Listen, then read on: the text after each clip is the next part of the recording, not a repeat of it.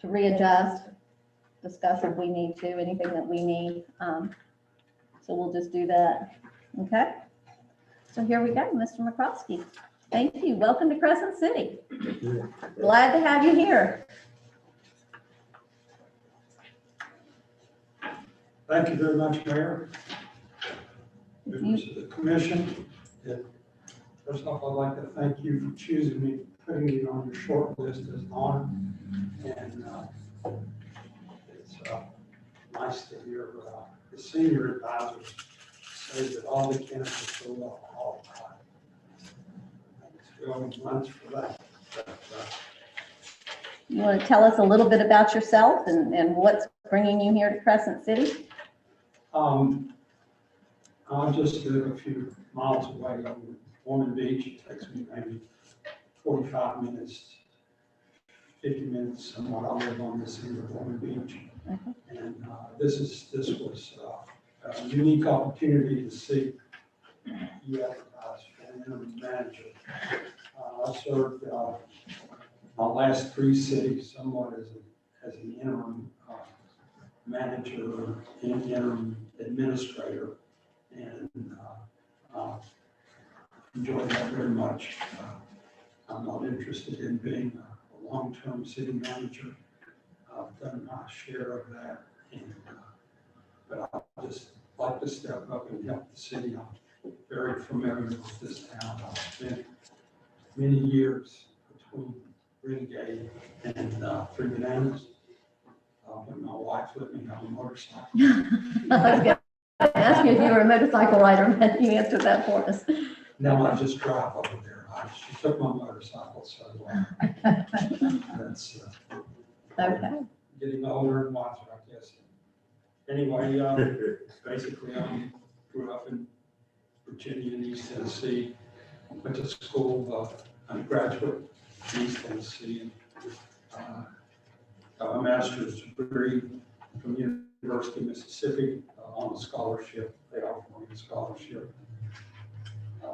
Just to work for the Corps of Engineers doing satellite imagery. So that's what they wanted me to do for my scholarship. So I went down, worked off my scholarship with NASA. So I've been involved with government quite a bit. My last city was in South Carolina. Told them it's a small city. I was very familiar with the city. I visited many times. I made light poles.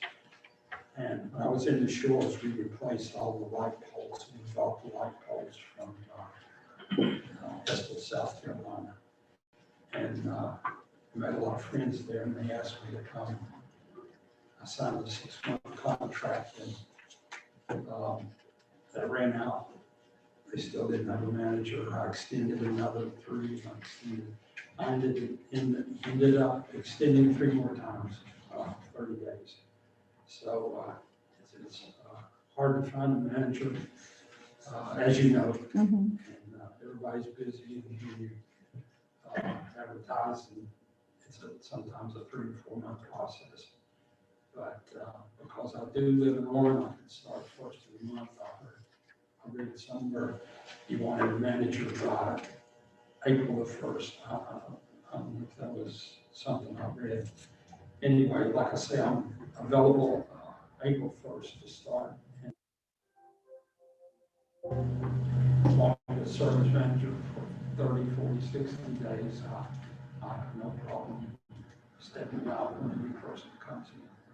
So with that being said, I came back from South Carolina about a year ago and decided to hibernate until I got my 2 COVID shots. And thanks to the Navy, I have them both now. So I feel a little more comfortable in now working out the COVID. My wife's a nurse, and I was concerned about getting her involved with the virus. So as we're all worried about everything. I have 3 daughters. They're all in the medical field. One's in Ramstein, Germany now, Air Force. She's a 19-year career Air Force veteran. And she's a flight medic, served in the desert. other daughters involved in nursing homes. So we're a medical family. Okay. Well, thank you. We want to start with questions. Commissioner Burton, we're going to start with you, and then we'll just work our way around. Everybody, if you'll just ask one question, and then we can go back around again. Okay. Well, first question, I just noticed on your resume that you've been a town manager in Greenville, Florida, until you're still a town manager there, or, because it says I'm sorry, November, what? the present? Typo. I don't know if that's just a City typo. town administrator of Greenville, Florida. Yeah, I think I have the right, Jim McCroskey resume. It just says that you, your professional experience is the town manager of Florida, November 2017 to present. So are you still involved with that, or, that's just my first question. Well, that's I mean, that could be, probably. I know myself, when at my resume, sometimes I forget to update dates. Yeah, I sent you I had two resumes, the old one and the new one. Okay, Unfortunately, maybe that's, you got the old We resume. got the old one. I got the old one. Okay, that's all I need to know. I apologize for that. Anyway, on the computer sometimes it says resume. Function, but I didn't see it was the old one. I was up in Greenville, or up in Estes, South Carolina before coming down here for about 6, 7, 8 months, serving as interim, and then Greenville before that, and served as town administrator there for a short period of time. Had a friend of mine call me from his former county manager, called me, and I had applied to his job previously.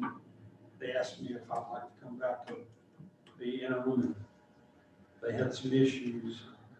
I came back and tried to work my way through their issues, try to chart change some stuff to make some of the council members happy, but never did work out. So I decided to step down and find another position. I was up in North Carolina for a while.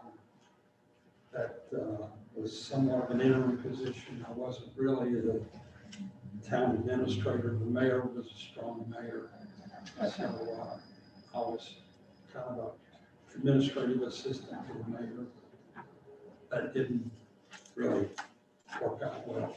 Anyway, then, spent quite a bit of time in Daytona Beach Shores and the city of Holly Hill for several years as city manager and assistant city manager. Okay, I just wanted to, Right, sorry about that. no, that's quite all right. I don't know if someone has another question. You're familiar with our system. We have a weak mayor system. So that's the system that we have. As opposed to the one you worked under, ours is the weak mayor, not the strong mayor. System, you said when you worked under that you were more the administrative assistant. Here, you're the day-to-day operator. Right, I read your charter. Okay, I just wanted to make sure. Okay, How you function. okay. Commissioner Banks, Yeah. you have any questions? Well, just one, I would like your strongest points in managing a city. What is some of your good points, strong points? Looking over your budget and the departments that you have, I have served cities with their own water and sewer systems, water and sewer treatment plant distribution system. Served with a city that had city electric, so I understand other utilities and utility regulations like gas and that. I'm very hands-on when it comes to water and sewer, and I've watched a lot of construction projects, and I know a lot about water and sewer systems, water and wastewater systems, as they're formally called, and fixing them and applying for grant money when there's problems. Most of the cities I've worked with have had aging infrastructures, and they lose a lot of water, and billing reflects the loss of water when you have water getting in your sanitary and your sewer system, you have to treat it too. I think when it rained up in South Carolina, I was treating 1 million gallons a day more than I'm normally treated. So that was a problem we had to trace down. So if you have any issues with water and sewer and roads, I attended several classes in Wisconsin School of Engineering on road repair and road damage, what causes road damage, and have a pretty good layman's understanding of highway construction. Public Works, I've always had a Public Works department. I've had solid waste. I know issues that relate to solid waste. Have a good understanding of utility billing. A lot of people aren't quite familiar with the issues that face utility billing. What happens when you have to cut folks off, those kinds of issues. So, budgeting, Okay. never had an audit finding, so knock on wood. It's been pretty lucky in working with good finance directors and keeping us out of trouble. In your other, in your expertise, diverse community that we have around here. I've been the minority in the last 3 cities I've worked in. So I'm very, very familiar with working with diverse communities.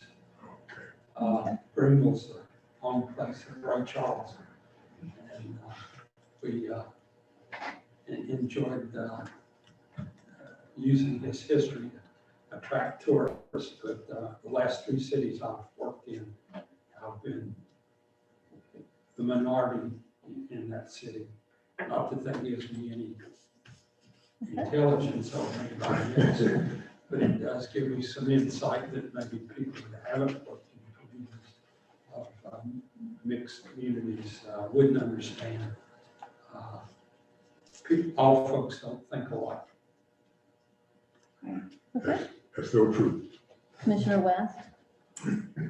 Do you have any experience in managing a community redevelopment agency, CRA? Yes, ma'am. I'm proud to say that I'm the state lobbyist in Tallahassee for CRAs. Lois Westcott had asked me to serve on Florida cities as their expert witness on CRAs. DeLand had, I think, the 2nd CRA in the state of Florida. We won the National Main Street Award, and I'm very familiar with how CRAs function. I've written several CRA master plans, and I've had some interesting discussions with the county government and the state about CRAs and the future of CRAs. So I'm, I think, pretty knowledgeable of CRAs. Okay. Commissioner DeVito? Sure. Thank you so much for being here. I hope you can hear me. Masks are difficult. One of our questions is, what would be your first steps upon coming into the position of interim city manager? And what would you expect to accomplish in that time that you are here? Well, as interim city manager, I would be, or as even as city manager, my steps would be the same. I would sit down with the finance director and see where you are. I would pull out your internal audit, your external audit, and look at those issues that the auditor pointed out, and then make sure that financially we're making the best decisions we can make. And look at trying to balance the budget. If there are any issues related to the budget being out of balance, I'm always interested in you, if you're using fund balance to run the city. Sometimes the states allow it, sometimes the states don't. It's usually the bondholders that get their hair up in a knot overusing fund balance to run your city, but I didn't see too much debt, so I don't know that you have any outstanding bonds or not, but bonds can get you in trouble if you're not using the funds correctly. Usually borrowing sewer bonds. And I bonded out the CRA too, so you're going to be real interested in that. County was not too interested in me bonding out the CRA. But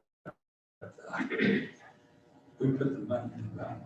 I kind of have a follow-up, which a couple of other commissioners did, that relates to what he would accomplish. May I go ahead and ask that? It's very short. Follow up to this question. Correct. Okay. But, Mr. McCrosky, you had mentioned that you were not interested in the long-term position, that you could stay, and I think you said X number of days, maybe 60 days. Is that the outside you could stay, or could you stay longer than 60 days until we are sure to have a permanent city manager? Well, city manager is kind of like a marriage. Some people want it to go longer, some people don't. 60, 90, 120. My goal would be find you a city manager. I would work as long as you need. I don't have any reason to cut it short, 30, 60. You want to write a contract for longer, you don't want a contract. I'm pretty much here to help you any way you can. And, if you want to keep me on longer, I'll stay on longer. I'll just live across tracks here. I just wanted to make sure we didn't have like a cutoff at 60 days. Right, no, I didn't get that from, I never got that from him, he just, Just checking. All right, thank you. yeah, you didn't get that either, okay. I heard it. Okay. I do want to ask you, just obviously you've read our charter, a lot of these questions that we have, you've done some of your homework already, and we appreciate that. Thank you very much. So how do you view the relationship between the city manager and the city commission? City manager is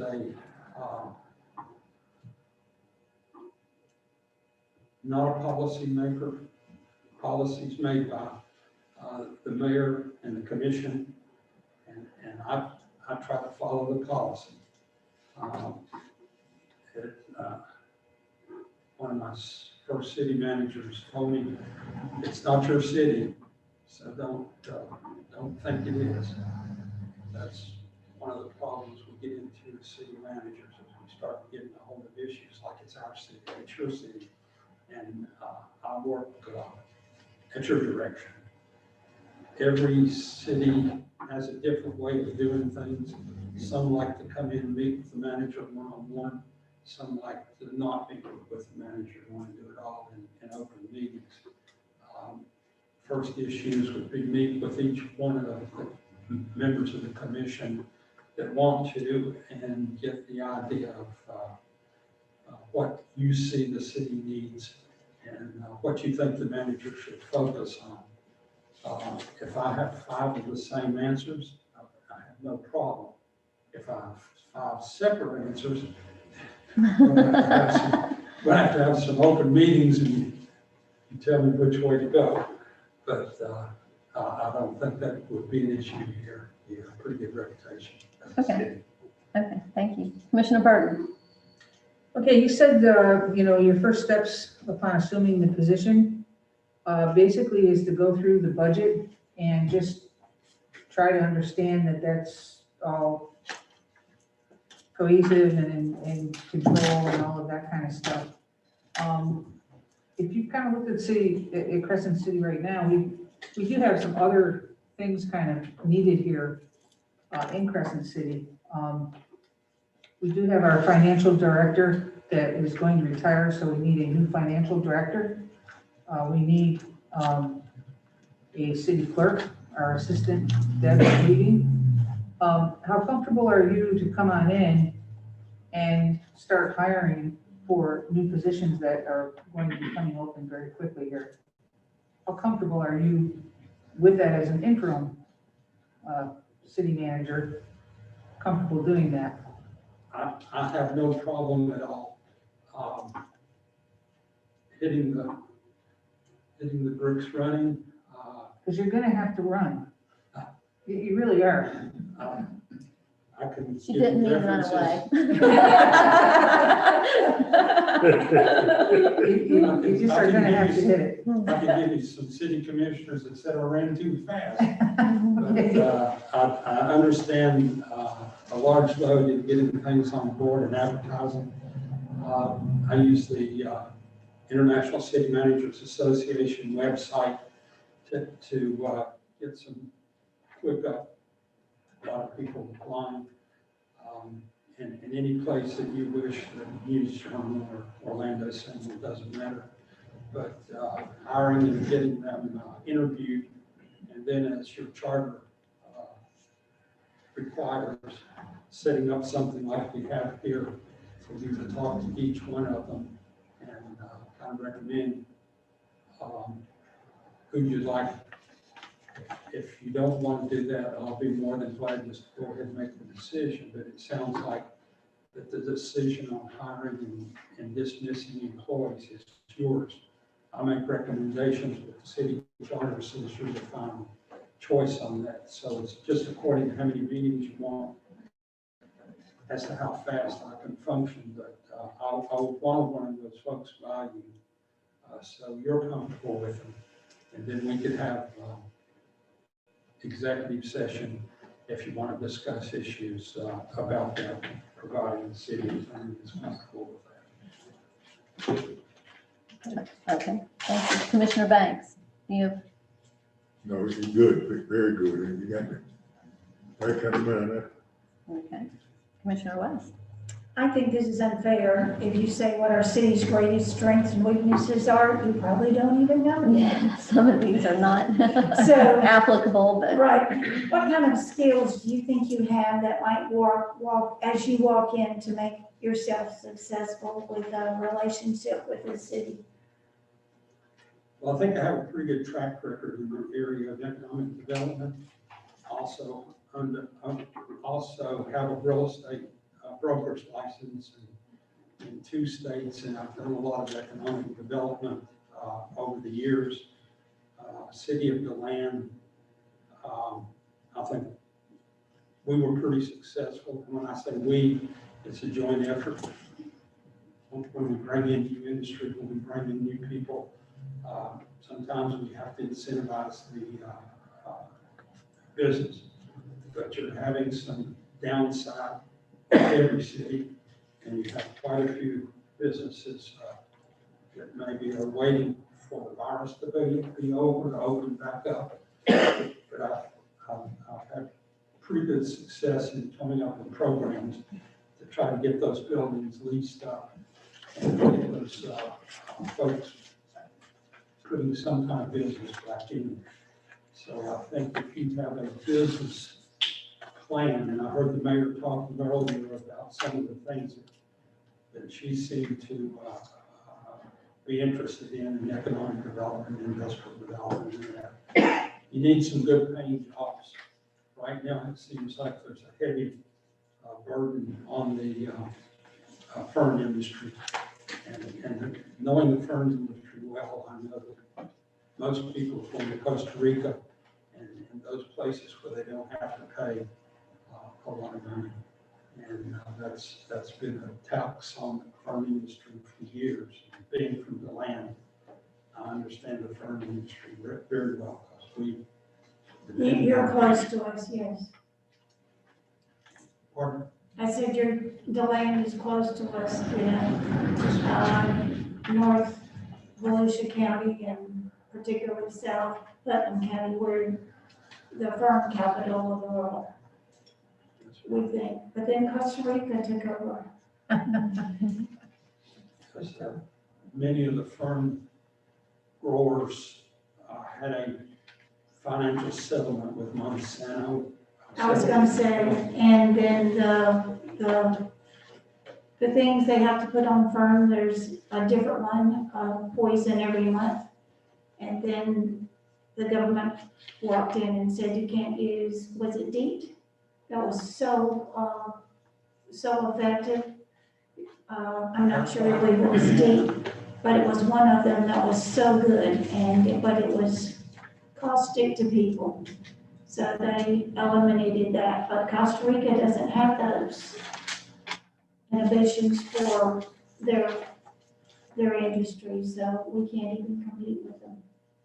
Well, I have a very good working relationship with the St. John's Water Management District, and those folks can be very helpful if they want to be. Be a little harder too, if they want to be.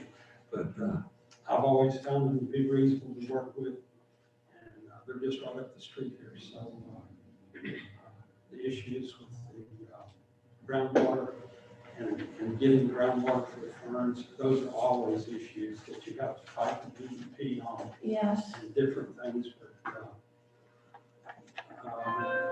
been down that road, fought those battles, both with the environmental groups and as well as the ones, the fern growers. After they got their settlement with Monsanto, they went to South America and bought up huge parcels of land. Right. You probably know better than I do. Okay, thank you. One question, ma'am, one more question I would like to ask about CRA. We really, I don't know whether you would like to, well, we lacking so many things. Let's put it that way in Crescent right now. We're in the process of trying to hire a CRA person part-time. And I don't know whether you would want to tackle that for us, because we really need that person. I think in Crescent City, I don't know about the rest of the commissioners, but I think we really need a CRA person. So, you know, if just like Commissioner has said, if a lot of our staff our key people are retiring. We gonna need some of these positions. We just can't wait till we get a full-time manager. So you can, as a group, you can kind of give me a list of what to do and when to do it, and I will do my best to accomplish that. Right now, the legislature has put a lot of roadblocks into changing, forming CRAs, but it's not impossible. I've written several CRA master plans and implemented probably a CRA plan in every city I've worked in, including Greenville, Florida. And if that's the direction that you'd like for us to go, our county has to approve it, Mr. Attorney. Yes, sir. County has to approve your CRA changes or any CRA formation. Yes, they cooperate with us, yes, sir. Okay. Okay. Every city, every county is different. Some counties are charter counties and they have more rules on CRAs than non-charter. Charter county. It's different between charter county and non-charter, yes. But yes, I'd love to do that. Past history here has been that the city manager was the CRA director. And of course, you know, there's only so many hats you can wear in a day. And so as a result, our CRA has probably been kind of pushed to the side a little bit, and it really needs the focus that it hasn't been given. So I think that's where Commissioner Banks is, because we've been looking for someone and have been unsuccessful to date to find that person that can come in and take that over. So It looks as though at one time you served as a director of the community redevelopment plan or agency. So it is something that you're somewhat familiar with. Yes, ma'am. And also you were a director over grants and administration. This was in the city of Daytona. So you're pretty comfortable directing, trying to get grants and those kinds of things as well? Yes, ma'am. I'm fairly familiar with grants and grant sources. With that being said, I'll be honest with you. When somebody says that, you wonder whether they weren't honest the other times. But I'll be honest with you, there's a lot probably that's going to change in Tallahassee with this virus and cash flow. Tallahassee may not be as grant friendly as they've been in the past, but I know from a year ago what agencies are doing what, and what agencies will provide you with grant sources. And we have grant for something. And that's something where you're gonna have to, I think, as we go forward, be creative. You're gonna have I to be just want to make sure creative, he feels comfortable moving Yeah. forward with those Right. things. and finding those grant sources that are still out there and available. So Commissioner DeVito, we overlooked you, I apologize. You wanna, I do, and I just want to say two things real quickly. I think you're right about the state grants, and I think our major source of grants right now are federal because of our economic status.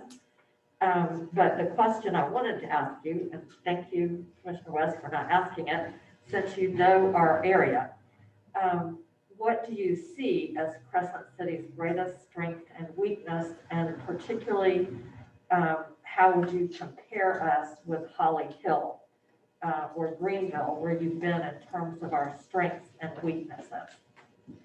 Well, Holly Hill is somewhat of a bedroom community for Daytona Beach. Most of the people in Holly Hill are working outside of the city. Holly Hill is a city that's enclosed by Ormond and Daytona, so it can't grow. I brought in 2 towers, largest project dollar-wise in Volusia County, called Marina Grand. That was a project I put together and brought to Holly Hill. A lot of people liked it, a lot of people didn't. They just didn't like the people that the Marina Grand brought to town. They were different than the people that were living there. I just looked at the tax base. We needed to go up. We were hurting for funds, and I had to bring in some kind of economic development.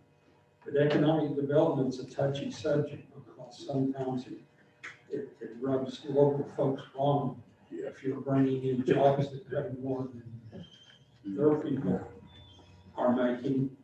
I got involved in that up in North Carolina with the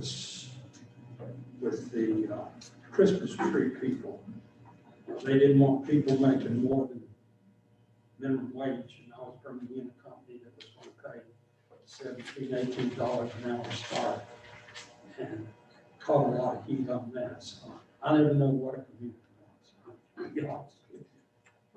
But specifically, what do you see as our Crescent City strengths and weaknesses? I heard that question. As an outsider, I see that lake down there as an absolute diamond in the rough.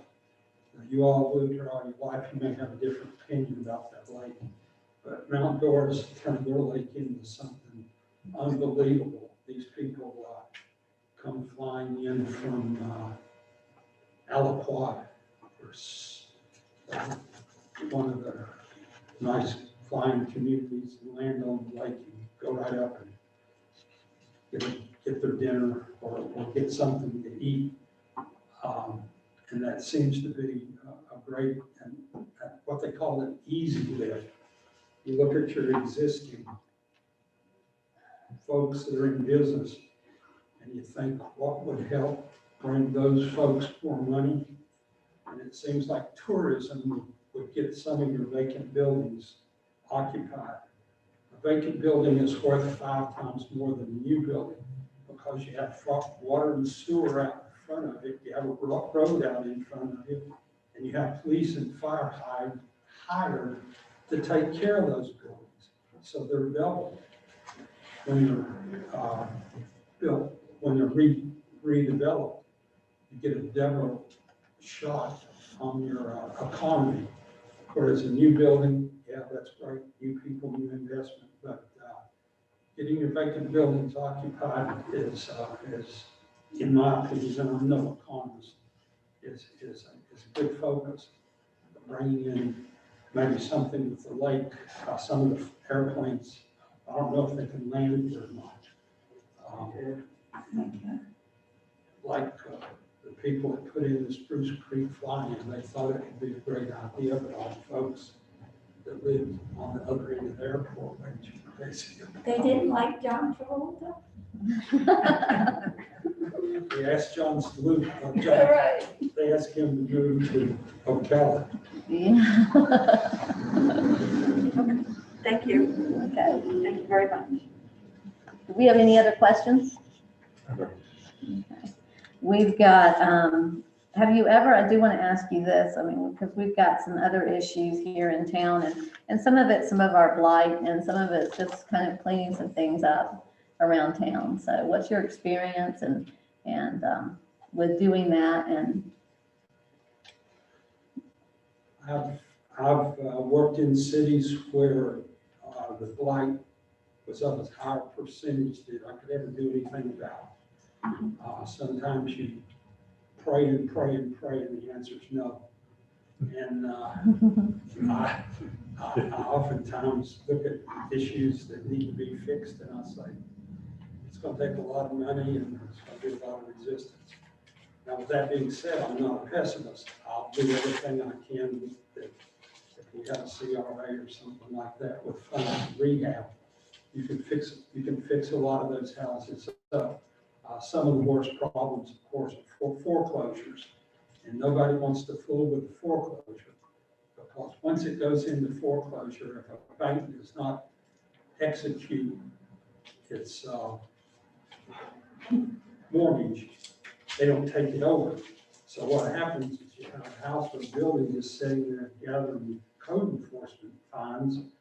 The bank doesn't know Tell us it. about it. They're not going to pay those fines, so it just sits there. okay. Mayor, aren't we supposed to give the candidates so many minutes to ask us? I'm going to as soon as Okay, he's I just done wanna make answering. sure. Yes, thank you. Okay. Okay, so I think if nobody has any other questions, do we have any other questions? I just have a couple things I want to clarify very quickly. Did I understand you to say that you've been a lobbyist for CRAs in the past, or that you currently have that job? I was the state lobbyist for CRAs through the Florida League of Cities and Lois Westcott, who runs the Florida Redevelopment Association. My years of experience or my age, whichever one you want to say is plus. Involvement with CRAs, they picked me and put me on the state's legislative review committee. Right, I guess what I'm really trying to But I'm not clarify. anymore. Right, what exactly, I'm trying to clarify, do you have any private business undertakings right now, like real estate or lobbying positions that you would be carrying out while you're our interim manager?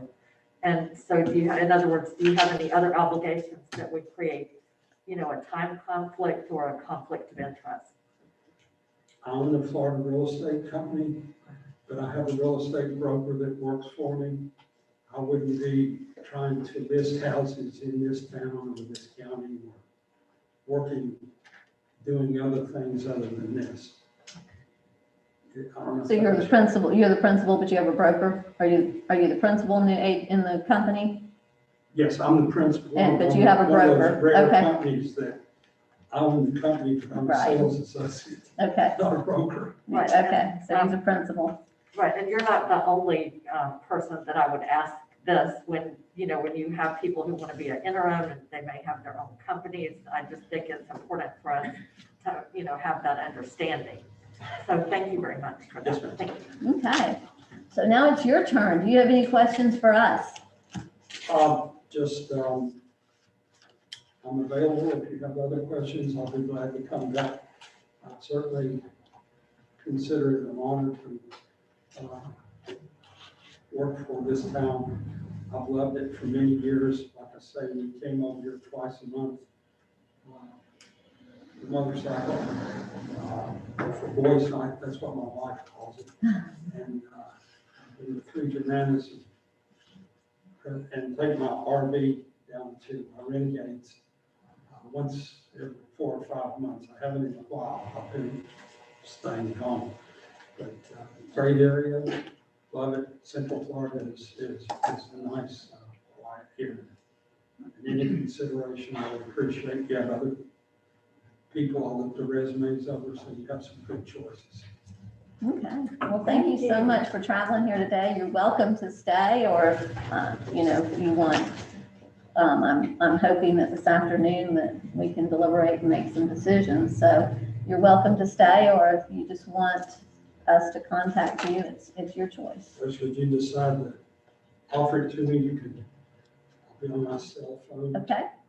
If I don't hear from you, yes, I didn't get it. Well, you'll hear from us one way or the other, but it's been a pleasure meeting you. We appreciate you driving over and taking the time, and your resume is very impressive, very impressive. So Staff has been very kind to. we have this is the best staff, so thank you very much for saying that. We think they are too. So Thank you. thank you. Thank you. Thank you.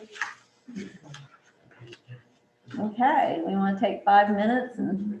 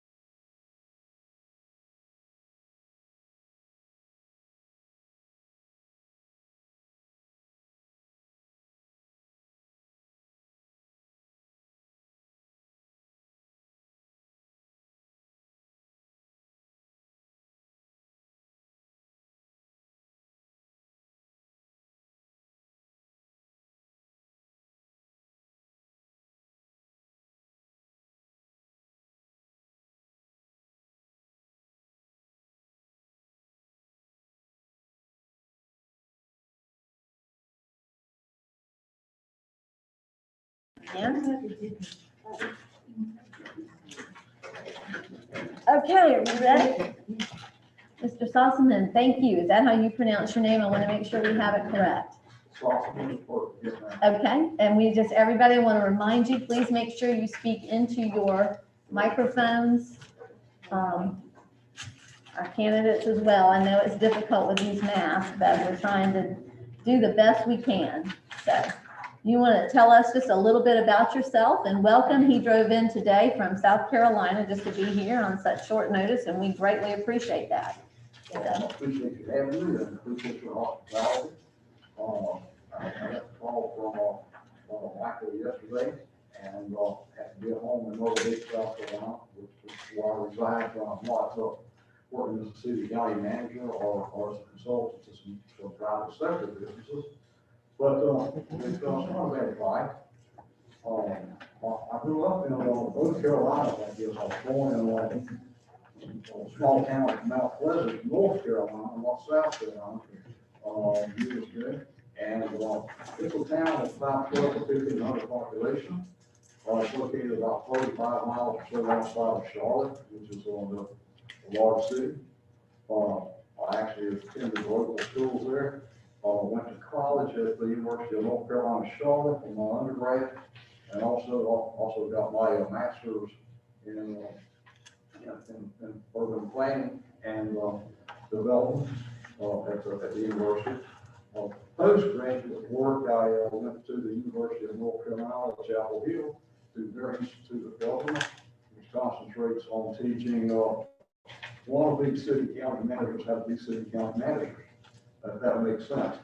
So I spent a year doing that, and then later, when I was in South Carolina as a county administrator in Newberry County, South Carolina. I was fortunate enough to get a scholarship to attend their similar programs, but theirs is called professional development. It's located more on the problem solving and decision making. So much of my background has been as either a city manager or a county manager. I'll say, as you see from my resume, I served in Concord, North Carolina for almost 19 years. About the first 5, I was planning, I come up in the community development director. I had the duty and honor of recruiting the Mills Corporation, which is now Simon Properties, the largest mall developer and lender in the world, to build a 1 million square foot enclosed mall, which is now the #1 tourist attraction in both Carolinas because of the number of visitors they attract every year. Also, I was able to convince the Charlotte Speedway to request annexation into the city so they could receive municipal services. And as it turns out, they're the #5 tourist attraction in the state. So that town that I spent that much time in now has two of the top 5 attractions in the state for tourists. I've also developed several industrial and commercial parks and have recruited numerous companies like FedEx, Oil of America, Diamond Farm, which is a large Japanese printing company, Massachusetts Grand, which is a manufacturer of electrical devices, is actually a French-American company. Built an airport while I was in Concord. They said it would take me 10 years to build it. I built it in 33 months. From the time we bought the first acre to the time we took the first flight. 5,500-foot runway, parallel taxiway, 4-instrument landing system, as well as and also the terminal building. During that time, I've also resurrected when I was here recently down in Fort Ritchie, which is on the Gulf Coast, as you all know, here in Florida. I spent 7 months and change as their interim city manager. And when I first started, I thought I was going to be babysitting, but they asked me if I could take a look at some of their projects that had been sitting by the wayside.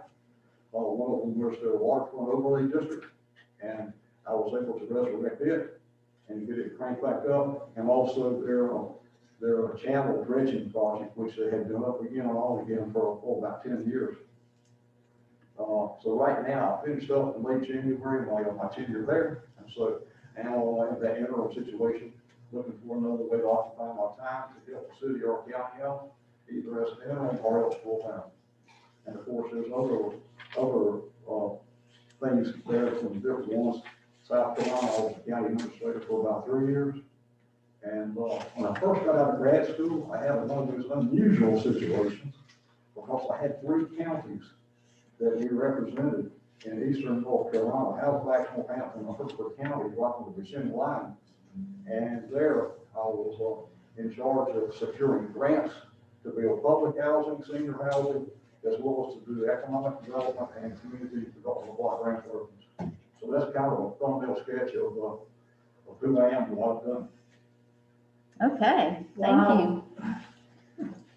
Okay, I'm going to start on this end this time, Yeah. if that's okay. Commissioner DeVito, do you have your first question? Yes, I do.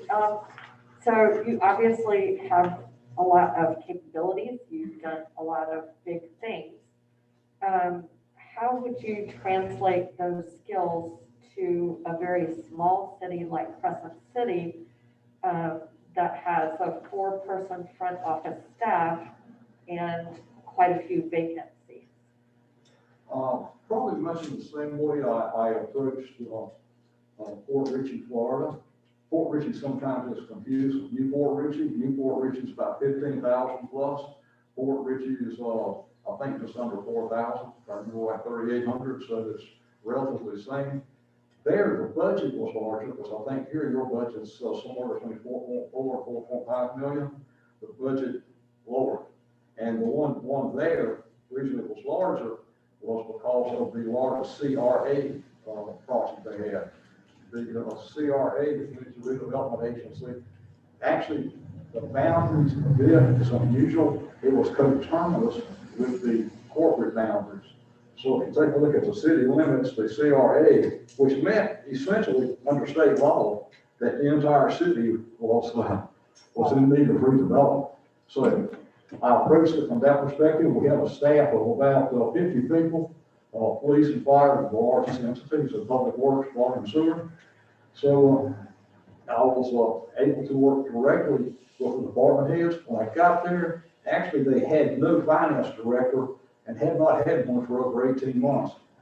Both the city manager that preceded me, he also had an assistant city manager. She left the first of the month when I was going in to take over as interim. He left 2 days after I was there. We were supposed to have a transition period, but it was something not so sweet. Oh, he was a very nice guy, I'm not condemning him, it was still that rapid fire. And so I pitched in and worked with the city council to find out what their goals and objectives were, what the goals and objectives of the community were. And did what my drill instructor, Dad, and my future drill instructor, when I was in the Marine Corps, said, you have to adapt, adjust, and overcome. So you look to see what you've got, and then you make the best of those opportunities. Okay. Thank you. Yes, ma'am. Commissioner West? Oh my gosh. You said that you might be interested in full-time? This possible, yes, ma'am. Okay, and you're living in North Carolina or South Carolina now? Yeah, I'm looking at South Carolina now. Where are you living right now? I live in South Carolina, yes, ma'am. Yes, okay, and that wouldn't be a problem with your wife to move here? My wife actually retired a few years ago from AT&T. We don't have children, so we don't have grandchildren. You can go anywhere? Pretty much, yes, ma'am. Would you be interested in living in Crescent City? But I definitely would not want to commute 450 miles from Purple Beach, so the answer would be unequivocally yes, ma'am.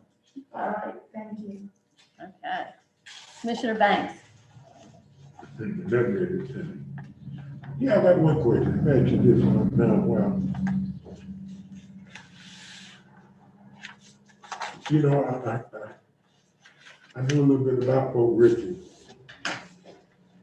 Matter of fact, I know that the mayor, one of the mayors, he's not there now. A kind of large population in a large area. How you think you would, how would you think you would fit in with, you did say the number of people there. What was the population? Oh, now, there's 2 cities there. Yeah. Newport Ritchie. I'll focus on you. It's like 15,000, 16,000. Right. But I was at Port Ritchie, which was less than 4,000. So it's more closely aligned size-wise here. And you're right, Fort Ritchie had some major problems. If you did some research on it, you will see that the mayor you're referring to, who's no longer there, was incarcerated back in January of 2019 without bail. He's still serving his time, has not received his full-time sentence yet. Reason being is they actually fired shots over the heads of some Florida Department of Law Enforcement, FDLE officers, Pasco County Sheriff's Officer, and his own police officers. Oh my God. That's the mayor? That was the former mayor. Yes. Oh, my Lord. I was fortunate, sir. The mayor I worked for is an attorney, and he did not do anything like that. And we thought we had a few problems. Yeah, yeah. So I'll stress that I grew up in a small town with 1,200 population, that was in North Carolina, not South Carolina. And it was 1,200. We had, I think my graduating high school class, I was fortunate to graduate near the top. I wasn't number 1 or 2, but I was real close behind them. We only graduated about 103 people, so you can imagine how small that high school is. Yeah, right. So I fit in with the community. It was an agrarian farming community called Cabarrus County. Strange spelling, Cabarrus is actually a French word when it was founded way back when. But, so I still go back and do it very well. Well, no, but you know, getting back to the mayor, ex-mayor, no wonder I got out of touch with him. He was in the wrong place. Just be glad you weren't on his speed dial that night. Commissioner, just be glad you weren't on his speed dial that night. He's going to lead a city meeting to meet up. Okay. Commissioner Burton, No, that's it. do you have some questions, a question? I do. I guess you worked as a county administrator in Fernando County, Yes, ma'am. and I noticed here the county seat is Brooksville. Now Brooksville really has grown, I would say, in the last 10 years or so. It's really kind of become its, you know, I can remember when I first moved down here, it wasn't really anything, but it really has grown into being quite a little city, and part of that is, I believe, CRA, and I think of a few things, something that's near and dear to Michelle's heart, the Main Street program. yes, the Main Street program also helped along those lines. Now, you were there for, you were there for 7 years as the county administrator, and you also brought in an awful lot of new businesses. Now, one thing that we really need, not only in Crescent City, but around Crescent City, would be new businesses. Yes, ma'am. I've got a few things I'm kind of looking at here. You also presently are involved in the Jordan Brown Management Corporation. Oh, yes, ma'am. That's a company that, whenever I left the city of Concord, years ago, I was there for almost 19 years. And after I left, they needed some things that I thought that the city wasn't getting done. So my wife, I gave her a top billing. The long story short, Jordan's her maiden name. My middle name is Brown, just like the color. So I formed that company in order to do historic preservation on my own, and also to renovate not just historic structures, but other structures located in downtown, because I love downtown areas. So at one time, not anymore, because once I renovated them, I had some offices I couldn't refuse, so I sold them. Right. But the property's not the company. Right. And so I still own the company. And, but at one time I had 3 buildings that were probably anywhere from 85 to 125 years old. And I redeveloped as mixed-use projects, restaurants, offices, those types of things. And so that sort of came natural to me, if you will, when I was in Fernando County. I was actually working hand in glove with the city itself, even though I was on the county side of the street, to help get the Main Street program initiated. Right. And I was able to talk our county commissioners into contributing, because there you have to have private sector money. Yes. It works pretty much as a three-legged stool, private sector, and then you also got the city, the county, and then you have events and things like that. And so I helped them with the event planning and development, Also convinced our county commissioners to put money into that project. And I've actually worked with some other cities that are on my resume because it was cities older than the ones I was representing. But I guess out of the kindness and generosity of my heart and my free time, I was able to help a couple other cities to become Main Street programs. Well, I'm just impressed with some of the businesses and things that you've brought into these certain areas. I would just like to hope that, what's the words that I really want to use here? If you've been through Crescent City, you know we can use new businesses, we can use, it needs a lot of upgrade, basically, I'll put it that way. And it just seems like you have some background to help get us there. That's about all I'll say, but that's why I just asked if you were still presently part of the Jordan Brown. Hopefully that wouldn't conflict with anything maybe that we wanted done here, conflict of interest or anything like that, but it doesn't seem as though it would after your explanation. And this is a North Carolina-based company, and I'm not doing anything with it down in the Yeah. state of Florida. Actually, I don't even have to do anything at all because it gives my brother-in-law, my wife's brother, something to do and manage. He manages those primarily now, just one small commercial building that the company owns, as well as about 20 residential houses, and he Yeah. manages them for me. I don't have to touch them. Okay, no, it just, I'm impressed with some of the things that the new businesses you recruited and some of those things. So, thanks. Thank you. Okay, I want to ask you, as far as the commitment here, do you have a time frame? Because I think what we're talking about is possibly not just rushing into, hiring a city manager right away. So we'd want to know, what your time frame is and how soon do you think you could start? And that's probably, I guess, it's an emblem. I can start about any time you would like if we come to an agreement. Okay. My time frame is really open, as I indicated, my wife retired from AT&T a few years ago, and so that's no consequence. And matter of fact, I followed her before, and when she moved with AT&T, and she's followed me a few times, so we work it out. We've been there a long time, if you can see from my platinum time. My husband and I have that agreement too. I get a move and then he gets a move. Last time though, I trumped him a little bit on that move, so I understand that. So, Commissioner DeVito. Yes, thank you. All right, this is a tough one.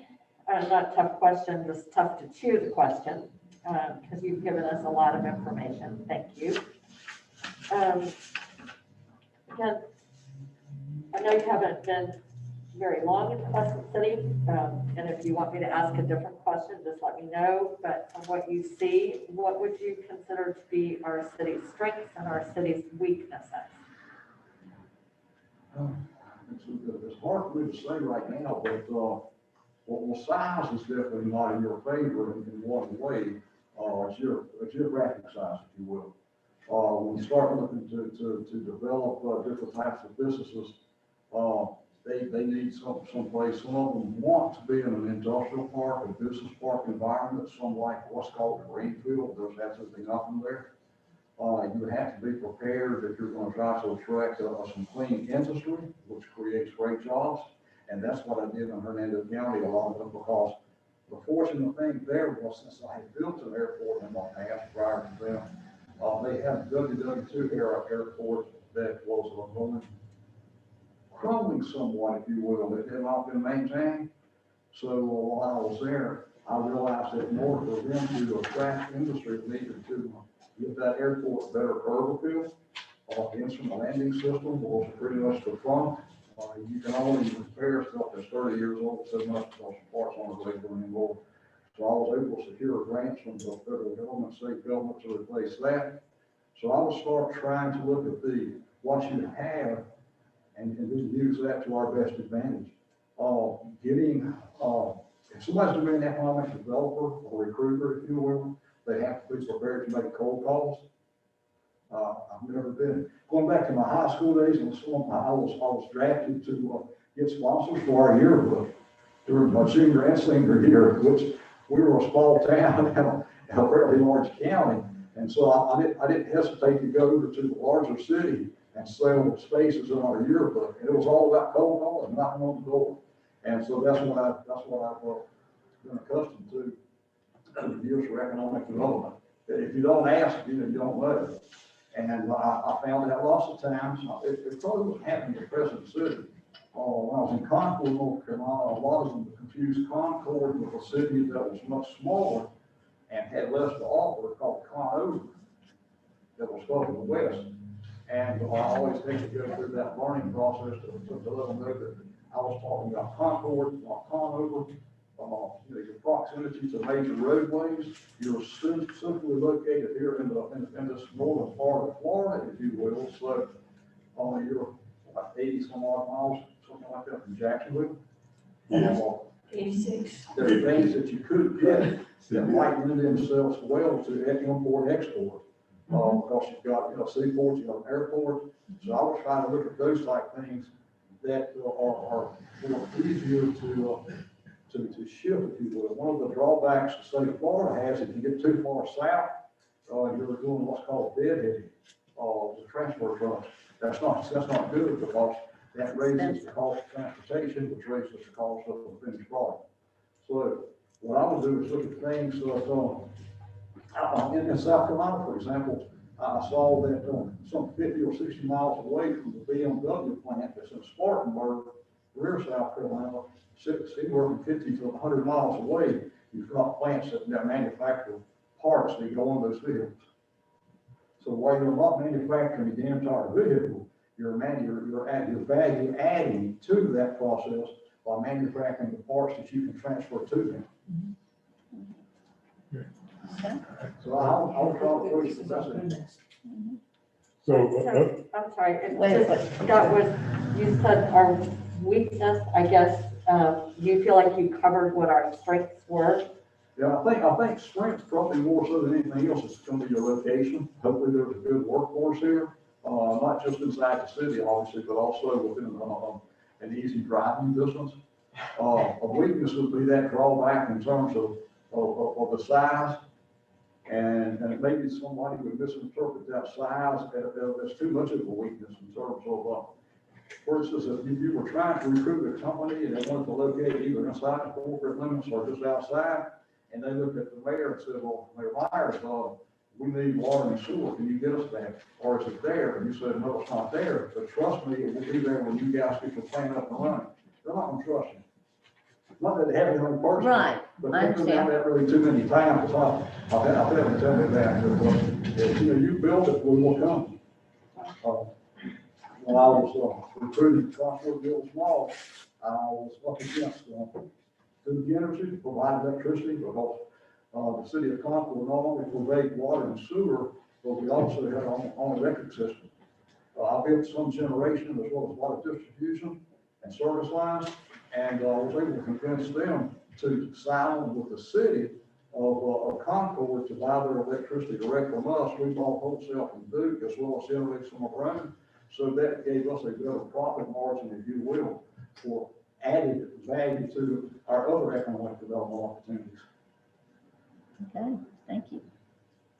Commissioner West? I like all the things you've done. I'm glad you come and interview. Thank you. so, Commissioner Bates? yeah, right now in Auburn, that Crescent City is just a little bedroom town. Right now. But once upon a time now, my point is getting to this, I'm just setting it up, annexation. For us to get, really put ourselves on the market, we think it'd be a good idea for us in the future to annex some land where, cause we can go south, cause Walmart was gonna build a warehouse here once upon a time, but it's off the plan now. And we thought it was gonna be booming. The economy went down, Right. so they took that off the map.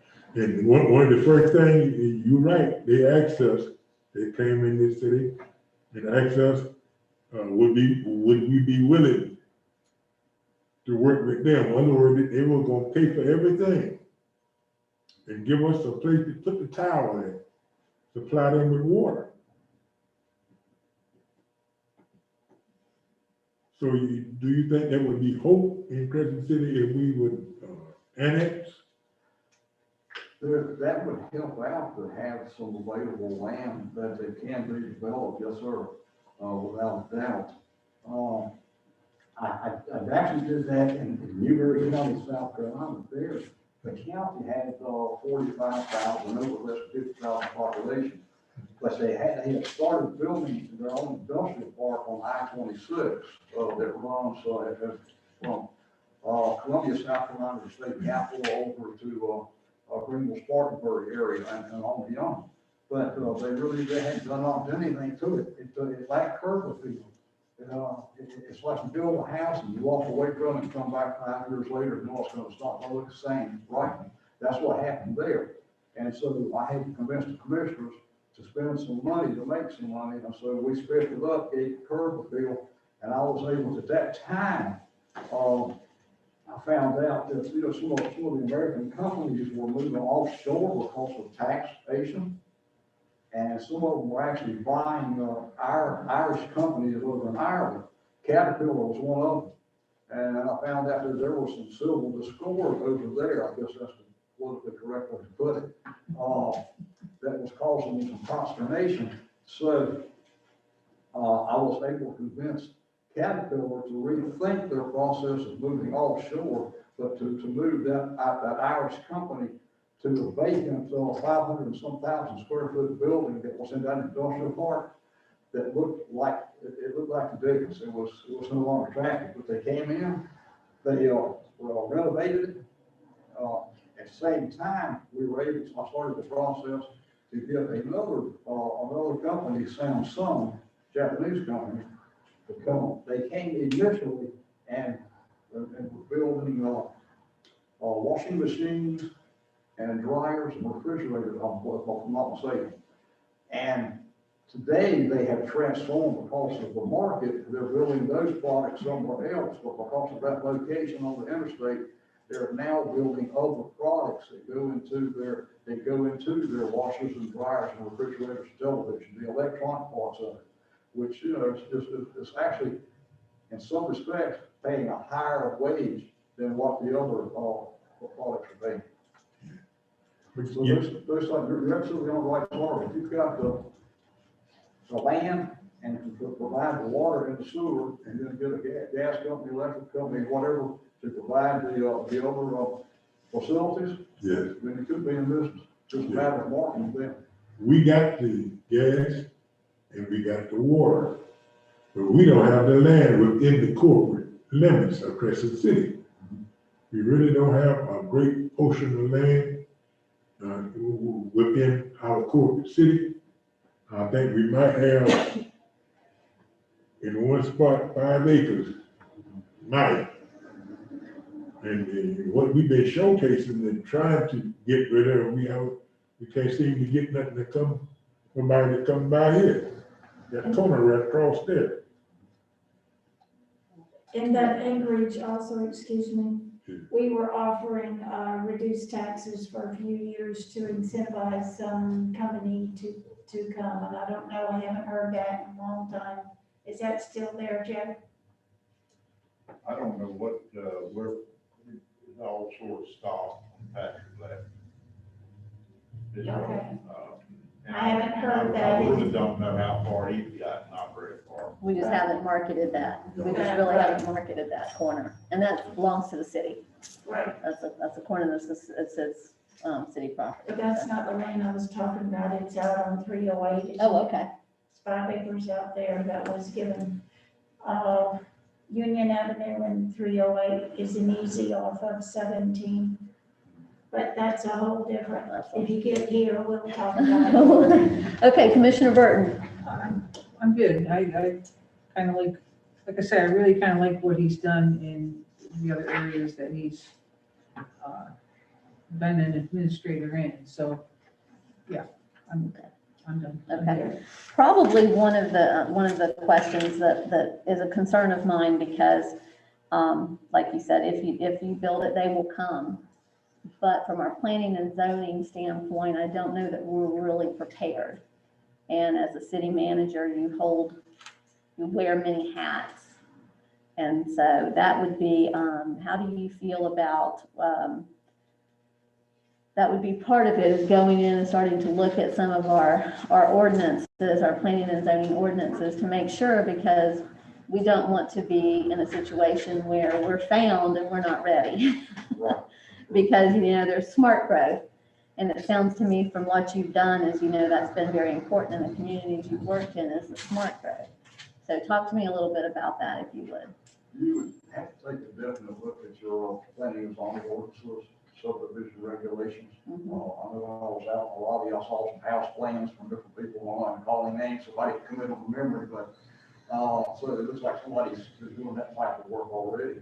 But, you need to take a look at it, make sure that, you're looking at annexing some property, that, you've got the, proper zoning classification and the zoning ordinance to apply to it. In terms of, restrictions, or land uses. What type of industry do you want? I would think you want, everybody wants some type of clean industry. Nobody wants to smokestacks up anymore. There's, and thank the Lord, there's not that much of it, driving into the state of Florida. So I would want to take a look at that, relative to the size of the property. If you can get a developer involved in it with the city, do some type of public-private partnership, if you will, for city provide the zoning, those types of land use controls and directions, and maybe even work like in a shared situation. I did that in North Carolina. They had something that drove my attorney crazy. I said, I won't drive like your attorney crazy. I don't know if Florida allows it, called satellite annexation. It doesn't have to be contiguous to the corporate boundaries as they exist today, but it had to be no closer to other cities than to you, and no further than 3 miles out. I actually, way back then, had some developers from Boca Raton who came up, found a piece of property, and the county didn't want to touch it, so they came to the city, and of course it was outside the city, but we were able to work together to get it annexed satellite-wise into the city, and then work with them on the shared cost to extend the water and the sewer, and also our electric lines out to serve the, I think it's 550 some odd acres. And that's one of the ones that Commissioner Gordon indicated has things like FedEx, Dial-A-Pon, and others that are still growing. Cisco Foods. I was hoping when I had a phone call, I was hoping it was the other Cisco that manufactured all the electronics and so forth. That's okay. The food distribution center they built is a combination refrigeration freezer. That's over 500,000 square feet, and it serves most of North Carolina, some of South Carolina, and a little bit of the state of Virginia in terms of their food distribution. So that's great, because you've got truck drivers, you've got people that are materials handling, that are working inside the plant, and the upfront people, the back office people, it all makes good service. Okay, thank you. Commissioner DeVito. Yes, I have, well, kind of a two-part question, trying to figure this out. You just learned that this job was open, you said yesterday. So how did you find out about this particular job, and why would you want to come specifically to Crescent City? I had heard from a recruiting firm a few weeks ago that I guess Michael was leaving, and also they had asked me at the time if I'd be interested. Then when Michael called me yesterday, he asked me if I was interested, and I said, sure, I'm still interested, because I didn't know what you all were looking for, and in terms of a city manager, so the only way to know for sure is to show up. I've got too much nervous energy to retire. As I said earlier, my wife told me I can't retire till she decides. She's actually going back to work, but that's okay, because she can do that anywhere. She works remote a good bit. But, so I could, those are my reasons. I'm not ready to sit down in a rocking chair and do nothing. I'm always gonna, if I ever retire, it probably will correctly be called semi-retirement. Right, and as a follow-up to that, you could not be aware of this since you're not from here, but the county commission did a visioning plan last year, the year before. I think Commissioner Banks went. And for South County, which we are in, there was a consensus among the people who participated in visioning that they felt that natural resources and preservation of our natural resources were very important for this area. They wanted that to be part of the county's visioning. How do you feel that, I mean, we've kind of been sitting here assuming that, you know, we want to annex land and develop this as a major industrial center. But how would you feel about the visioning statement that emphasized preservation of natural resources and historical resources, which we also have? I think you have to do all of that, because again, it's almost like a three-legged stool. People come to Florida as tourists because of the natural environment. If the natural environment's destroyed, then they're not going to come for that reason anymore. They'll go somewhere else. When I was in the Carolinas, and the BP oil spill happened over in the Gulf, and I got to work up and cleaned that up while I was in Hernando County for 7 years. But people up there would say, well, we can't go to the Florida Gulf Coast anymore. We'll have to go to the East Coast, or we'll have to go somewhere else to the beach. Then of course, that helped out the North Carolina and South Carolina beaches tremendously, because people are not going to go where there's a disaster. So you've got to protect your natural environment. As the question earlier about one of my companies that I formed years ago, I think historic preservation is another key part. I hate to see those large cities that just go in and take all of their historical properties apart and then put up something new. It was almost like that song. They tore down Paradise and put up a parking lot from years ago. And that's what I hate to see. So I like to see, I'm all about historic preservation. And Hernando County, I was successful with our tourism director to get a number of grants to actually convert and preserve and protect our, well, we didn't really have beaches over there, small beaches, but most of them were like estuary areas where you could go canoeing and kayaking and paddleboarding.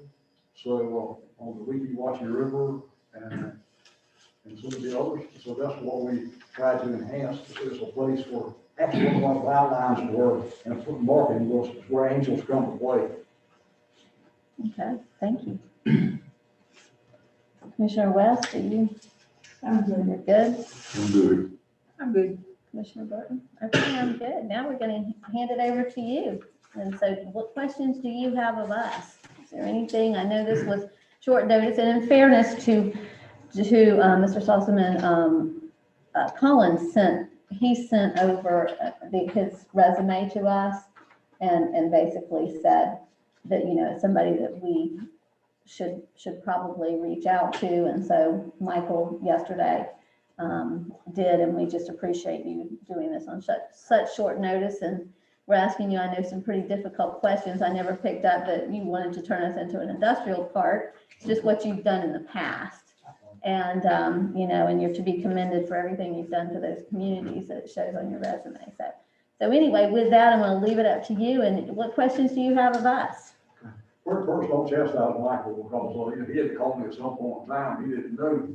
And like I said, I knew you all were going to be looking at some point in time, so I wasn't sure what that timeline was. And also, that's not a problem. I'm used to doing things lots of times on the spur of the moment, working for city council and city commissions and county commissioners in the South Carolina County Council. That happens a lot. We have to be pretty much ready to turn on the dime, so to speak. But what are you all looking for in your next city manager? Does anybody want to answer that? Sure. gonna have to bring us from scratch. Okay, Commissioner DeVito, oh, we don't need to read the entire, No, I'm not. okay, thank you. I'm just looking at. I have a shot tonight at 6 o'clock, so I'm just. And she's gonna get that shot. I'm gonna get that shot tonight at 6 o'clock. Right, so you said, what are we looking for in a city manager? I mean, really, we're a very small city with a very small staff. We have our finance director, our administrative assistant, both positions right now are needing to be filled. Our finance director's been trying to retire for quite a while. And our budget department has needed revamping for a long time. Our finance director has really, she's done a lot of work, but this was not her area to redesign it. So we're really looking for someone who can wear a lot of hats, as we've been saying for a long time, who can be a self-starter and, juggle a lot of plates and help us, not set the goals for us, I think, but help us set the goals. So, because we are obviously, we're in need of almost everything. So you have to be able to be a one-man band to some extent. I think the last paragraph of this description really sums it up, something that we need right away. And it's really the major challenges of the new city manager. You have to provide stable leadership to move the city forward. You have to help the commission set strategic goals, modernize financial procedures. The community challenges are recruiting new businesses, management of the CRA, historic preservation, code enforcement needs to be upgraded, and blighted buildings need to start, being taken care of. So it's a long list. It's a very long list of things that we need you to really come in and just step right up. It's a long list, but doable. It is very I mean, doable. it's very Very doable. I believe we've got right now a very strong commission that is, wanting to do all that we can, of course, for the city. And, so I feel that what we're asking for is very doable, but it does need somebody to, like Commissioner DeVito said, we do need a self-starter, somebody who has a vision and can see that vision through. That is one of the concerns that I've had, is that we've had no strategic planning Yes. here in the city. And if you don't have, if you don't have a map, sometimes you find yourself lost in the woods.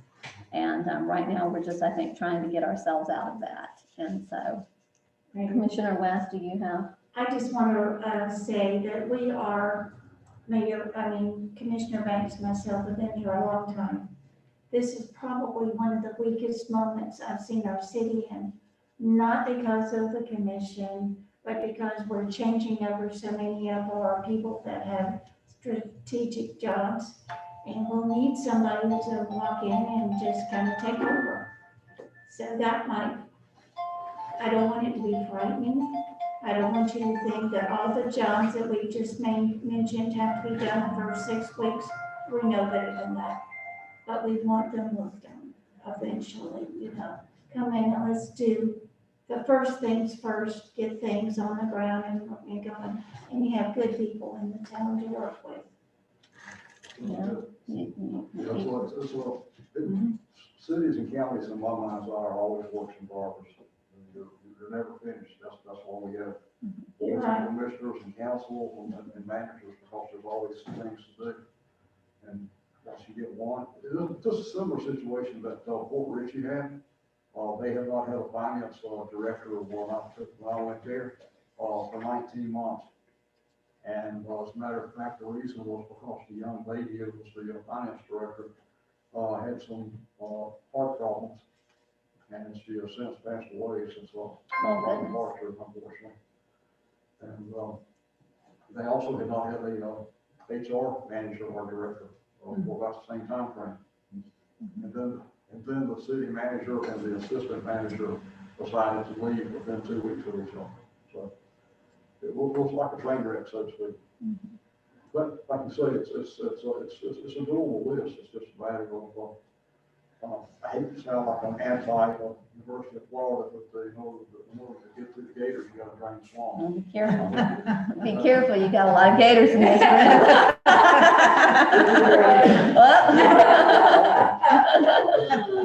We're in the right colors. Be careful. Right, we have had a gator go between lakes. Yeah, between us, yes. Yeah, and it's just one bite at a time. Right. You know, and change, and that's what we have found also, I think, is that while we're recognized at this point in time, there's change that needs to occur here. Change is hard, it's difficult, it comes with a lot of opposition. And, you know, it's being able to finesse through that opposition and having the right attitude as you go through it. So that's something. So with that being said, how would you be prepared to evaluate your next city manager? From that list of, that to-do list, if you will. Well, quite honestly, we have not done an evaluation. I don't know when was the last time a city manager was ever evaluated. So that's something that we have put out there that we would have to start working on as far as doing you know, a performance evaluation. But at the same time, we have to be fair to you and that we've got to set those expectations for you that we have. And we haven't really, the commission hasn't really done that. And so it's difficult for us to perform an evaluation when we haven't really fairly given city managers the goals and objectives that we're asking them to accomplish. So that's something with your help, you know, or whoever's help that comes in here, that we would be working very closely with on that. Well, and that's what if I was chosen, I would hope that if anyone's chosen, they would want to sit down with each commissioner individually and then also, you know, collectively and just set strategic plan. Fernando County had never had a strategic plan. I actually, over a period of several weekends, put together the skeleton, if you will, and then I got together with staff and assigned different parts of it to put the flesh and the muscle and so forth on it. We did it. They're still using it today with benchmarks for success or failures, if you will. But that's something I would want to do, and I would think most managers do those types of things one way or another somehow. Last but not least, because I know there's not another two coming up, but what would be your timeline? You asked me earlier, and I'm flexible, as I indicated, but when would you want an interim, since I guess you're going to also advertise for a firm, when would you want at least an interim to start, if it would be me or anyone else? Michael would probably say as soon as, can you start tomorrow? I mean, did you bring your clothes? I know you're traveling home, so you've got to have a suitcase. Tell your wife just fly down. She could drive that. She actually has my car. She made me drive the SUV so she could keep mine. So that's okay. Okay. I mean, that's something that with Michael, his last day, Michael, what is your last day? The 10th. The 10th, okay.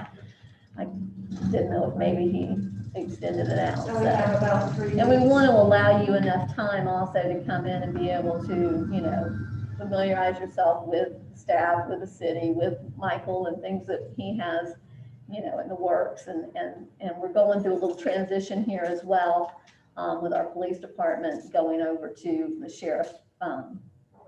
And so he's trying to work through that as well. So, I mean, I don't know as far as when we would, Michael, how long do you think you would need? Are you looking at like the April 1st, the 1st of April? For him to start. Or do you? You know, if I spend some time, if he comes down here and I spend some time on even that, that week or the next week, if I spend some time on them, several days. Yeah. That should be plenty of time to transition, give him all the information that I have that he needs and get him the basics. Okay. And do you feel that you could do this? I mean, you could be here on a full-time basis? Is that something? I would not be commuting to Myrtle Beach. Okay, well, I know you said that, so we'd have to figure something out for you as far as a. I'll have to find a place here to at least rent for a while. Okay. Mayor, if I could just clarify, it was my understanding that we were looking at April 1st because, and we had talked about someone being able to come in and have overlap with our current city manager. because our next city commission meeting is, I believe it's either April 8th or April 9th. The 8th, it's the 8th, and I said, I did say April 1st, of course, Michael, you know, if he could get somebody up and running too, I mean, I don't know that he's as set on the 10th either, because I know somebody's waiting for him as well. Right, so someone's waiting for our current city manager, so we have an absolute need for a city manager as soon as possible, which is what we've been talking about.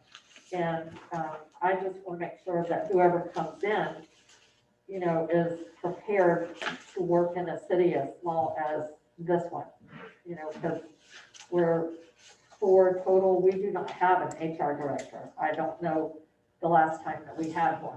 Our front office staff, just like now, is the city manager, who's also right now our town clerk, essentially, the administrative assistant, our finance director, and then we have one person who assists her. We have a consultant right now looking at the finance operations. We expect to get a report, I think in April, but the rest of our city staff is billing, utilities, public works, and the actual utility department. That's our city staff. And we have fire department, very small, and then the police department is disestablished, and that the law enforcement is being provided by the sheriff, but this is very small staff. Okay, I think we've made that pretty clear to him already, that he's gonna be wearing many hats, that whoever comes in here is gonna have to wear many hats because of the staff.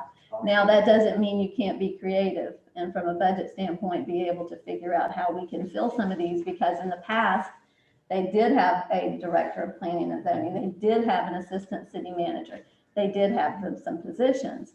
But, you know, of course, with the downturn of the economy and different things and having to cut back, they've had to cut back on some of those positions. That doesn't mean I don't feel that limits you to, if you can figure out some budgetary ways in order to do what we need to do. And some of the positive things, I mean, you know, the housing market here in Crescent City has been pretty strong, and Yes.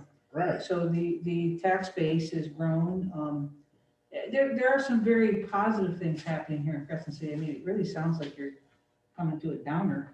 I don't think that you are, you know, I think that there's. We choose to live here. We, you know, Yeah, I mean, think all of us choose we to all live here. really enjoy Crescent City, and there's reasons for that. So I mean, I think your experience speaks for itself. Yeah. And so if you are interested in Crescent City, and we are interested in you, we will let you know. Okay. How's that sound? And on that note, I appreciate that very much, that's perfect. And I think there's a phone number. Okay, That shows up on my resume. that's great. And that's my cell phone, so it's usually looking 24/7, like most cities. Okay. We will most certainly be in contact, One way or another. one way or another, and very soon, as you can tell. Time is of the essence, so. Yes. Is there, commissioners, do you have any other questions? Are we done? Okay, we're gonna take a 5-minute recess.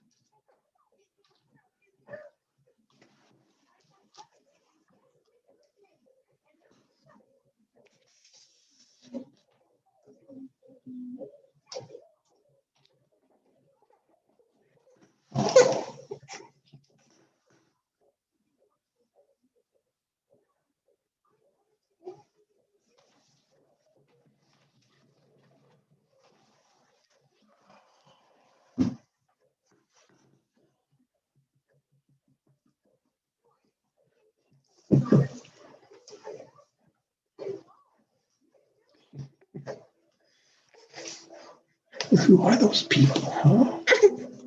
What? You're okay.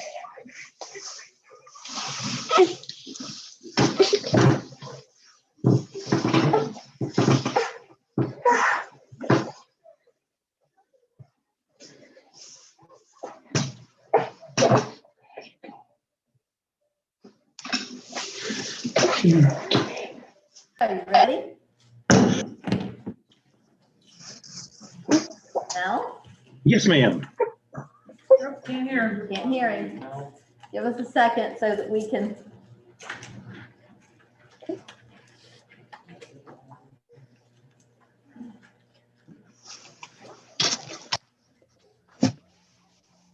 Is he unmuted? Can you hear me now? Yeah. Yeah. Welcome, Mel. Well, hey, it's a pleasure so far. We appreciate you doing this by Zoom on such short notice. Obviously have your priorities, right? Well, I'm in Wisconsin this week and my son and daughter-in-law are at work, so I'm doing the grandpa duty right now. Important duty. That's an important duty. Okay, Mel, you want to tell us a little bit about yourself? Sure. I was raised in Southern Illinois in a small town. I have an affinity for small towns. I'm not a big city guy. I got the government bug when I got elected to my city council back in my 20s, which was just a couple years ago. And then was lucky enough after a 4-year term to get the city clerk job on a full-time basis. And the city clerk job in my hometown of DuQuoin, I was also the budget director, planning director. The hat rack, as you know, gets rather large. So you wear many hats and do a lot of things. After doing that for about 10 years, I decided to spread my wings a little bit and go to a whole new place. Went to Wisconsin, worked for a couple of communities up there. Came back to Central Illinois after a stint there, and finally decided I was at the place in my life where my wife and I could finally move to Florida. Florida was a place I'd wanted to go since I was a kid to live, but due to the family thing, usually couldn't do it. So when the kids left the nest, we kind of left Illinois. Moved to Mexico Beach in 2014. Spent 4 years there. Went to the Funiac Springs for a couple of years. I retired back in February. So here I am doing the grandpa thing right now. Here you are, Joy. Okay. I guess we'll start off to make this a little easier for you. We'll start off with some questions. That's okay? Sure, go ahead. Okay, we're going to start with Commissioner Burton. Well, I just have a simple question. I mean, why would you be interested in becoming an interim city manager here in Crescent City when really it looks like your heart is in Mexico Beach? I'm sorry, didn't hear all of that. Could you start that again? Make sure because we're on Zoom, make sure you really speak into your microphones, everybody. Okay, so my question is, why are you interested in becoming the interim city manager of Crescent City when your heart appears to be in Mexico Beach? Sure. You know, when you spend your life in public service, helping people and communities is what you want to do. And now that I'm retired, I can only do so much around the house. And I want to help people. I want to help communities. And because I've had a myriad of experiences and positions to help out, then I feel I could help. And doing an interim position, I think would certainly help out.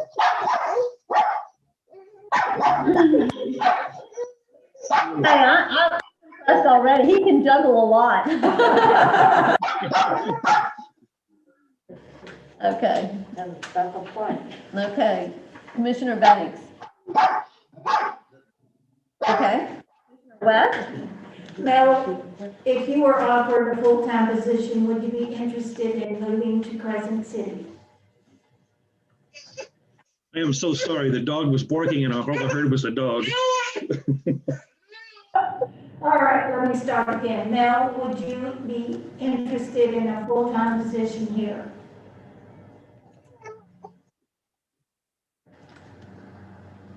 I'm sorry. Baby was crying that time. Okay, We caught her right before nap time, so it's kind of rough right now. Schedule a little bit around.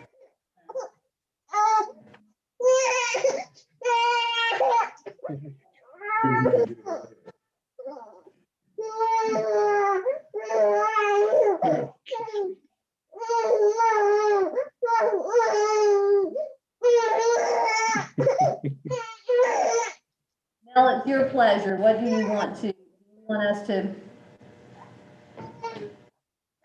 I think so.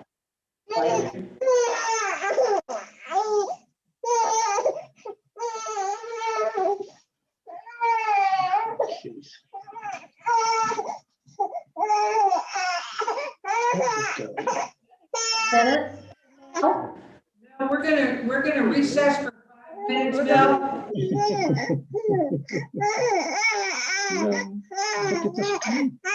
See the people?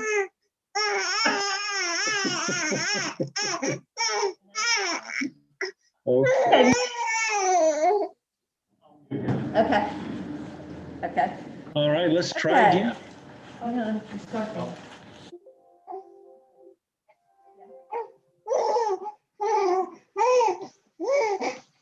Supposed to be. Could we swap them? He's not here. He's not, I don't think he's here yet because of his time. Right. We can call him and find out if he's, No, we got somebody here. is there somebody, no, that's, let me just make sure he's not out here. I don't think he Yeah, is. they go out there. Triger man. I'm a citizen. Yeah, you're Triger man. Oh, Yeah. Step up here.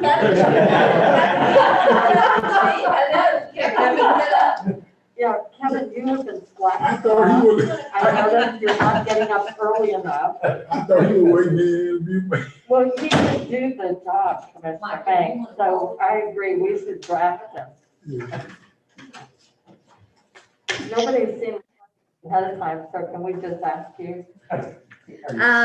You know, there is something, I mean, in the meantime, what we can do is, I don't know where George is, but we can take up and look at our, the position description because he is asking us to look at that. If we want to. Yeah, and well, also, he wanted us to look at salary. Yeah. And I had a couple of questions about how we got to where we are today, which may or may not relate to salary, but for George, it's not in the room, right? George is not. Oh, There he is. George, in the meantime, we're gonna take a little breather. We're gonna talk about the job description. Is that okay with you? Sure. Okay, we'll get that taken care of. Somebody's from years. Oh, it's college fund.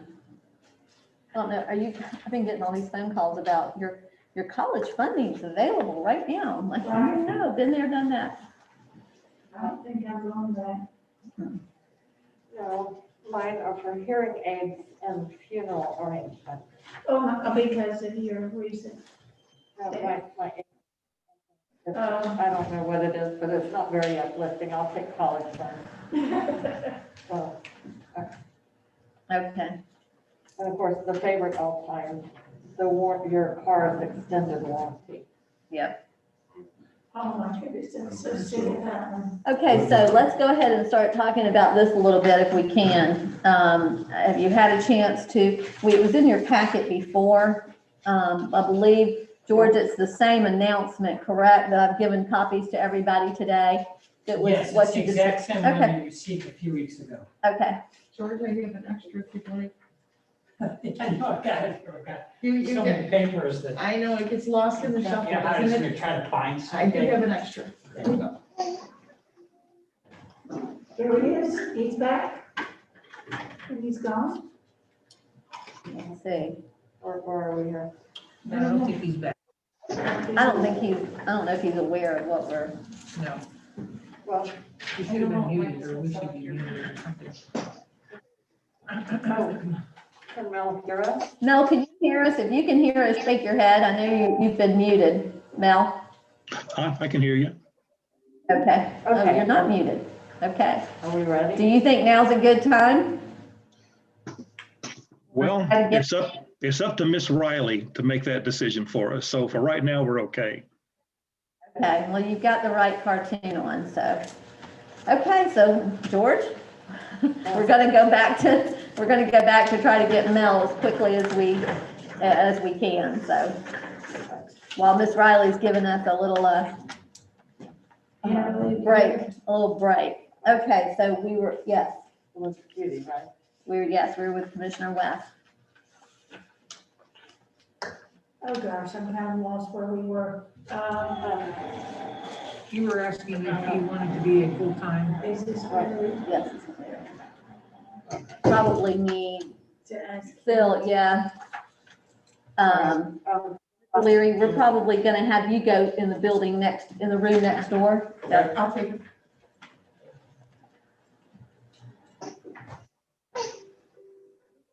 Right here. Take you right through that door.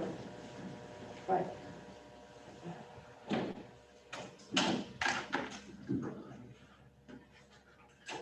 Okay, go ahead, Commissioner West. All right, now,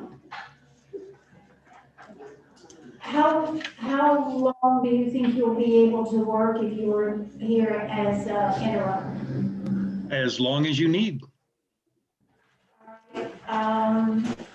I see that your wife is a fifth grade teacher and she ends up,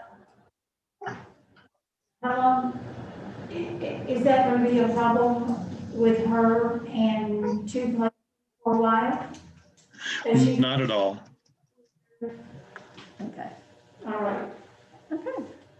Commissioner DeVito. Yeah, so this is a very short question. Well, actually, it's going to be a two-part question.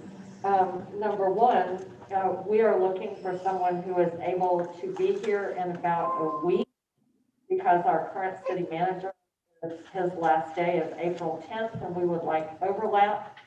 Are you able to basically come almost immediately and be here for that overlap the first week of April?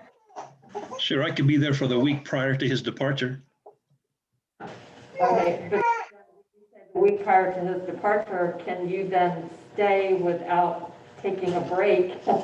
And just, can you commence being?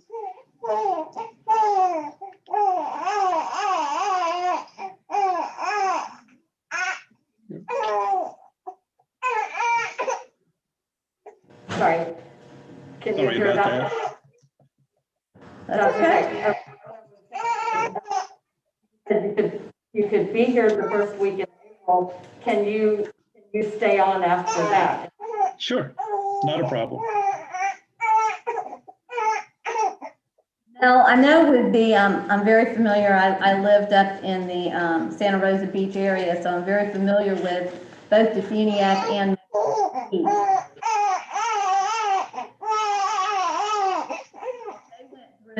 both of them went through the hurricane with a tremendous amount of destruction, especially over in Mexico Beach.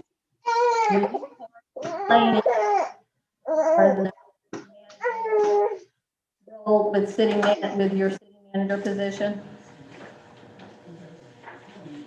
I'm sorry you Here. broke up, and I'm sorry I could not hear that question. with everything that Mexico Beach, City of Mexico Beach has gone through, and as far up as Defuniak even, with the hurricane and the rebuild, have you been involved in that?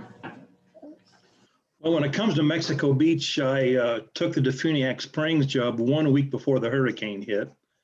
But of course, I got a condominium there in Mexico Beach, so it just got remodeled this past summer. So we were able to move back in and go for the weekends and that sort of thing.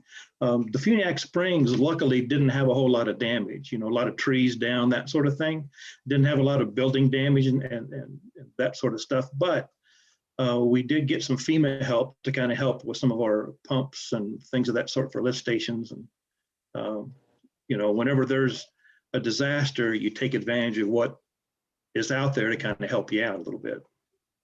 Okay, and how instrumental were you with that? I know because in our city, and I don't know, are you familiar with Crescent City at all? I have never been to Crescent City. I vacationed in Daytona Beach for 10, 15 years. So I've been around your community quite a bit, the Flagler Beach, Bunnell, that sort of thing. So looking at your location on the map, you're just other side of the lake there. Okay. Okay. Commissioner Banks? I'm sorry, Commissioner Burton, starting all over again. No, I have no questions. Okay, Commissioner Banks? Commissioner DeVito?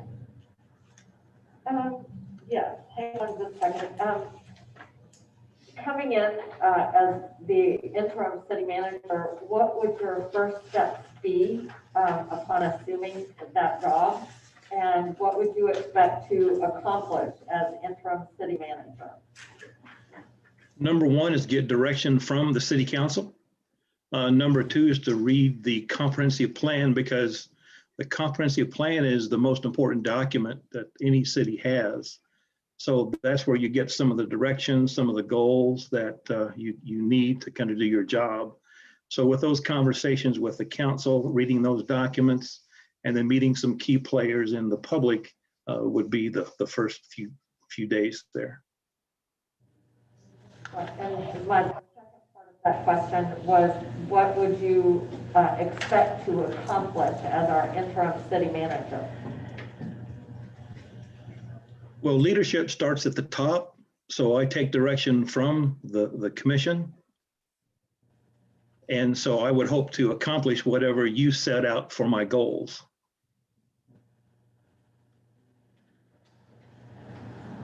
Okay. Commissioner Burton, you no more questions? Commissioner Banks? Okay, Commissioner West? Any experience with managing a community redevelopment agency?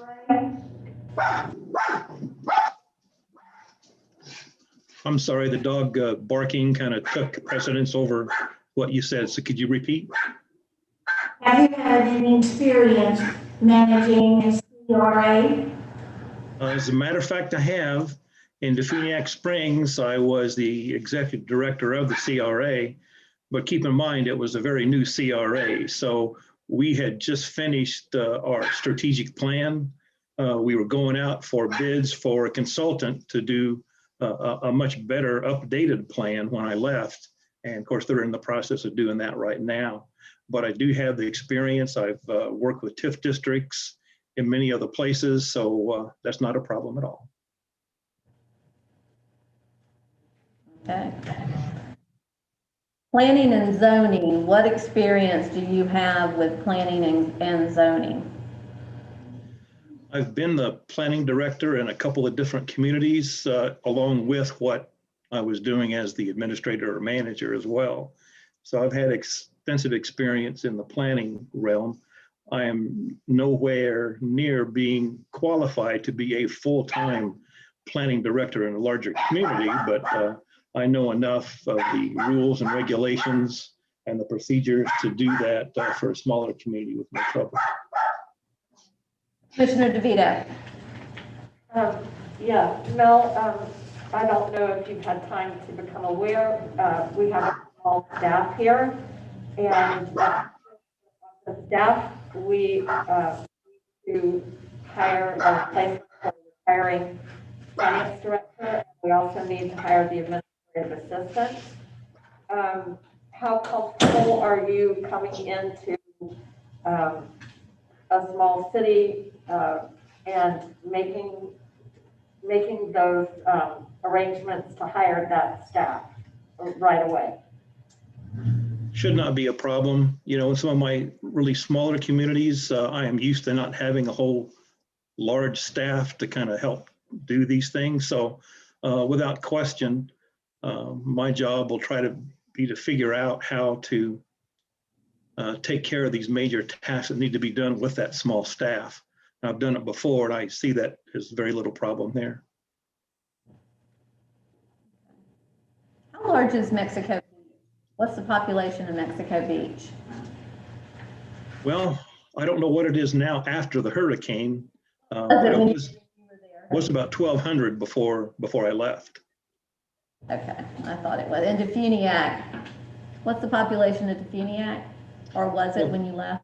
It was about 56. We had estimated it to be like 6,600, but we expect it to go over 7,000 after the census figures are released, but you never know till it's done.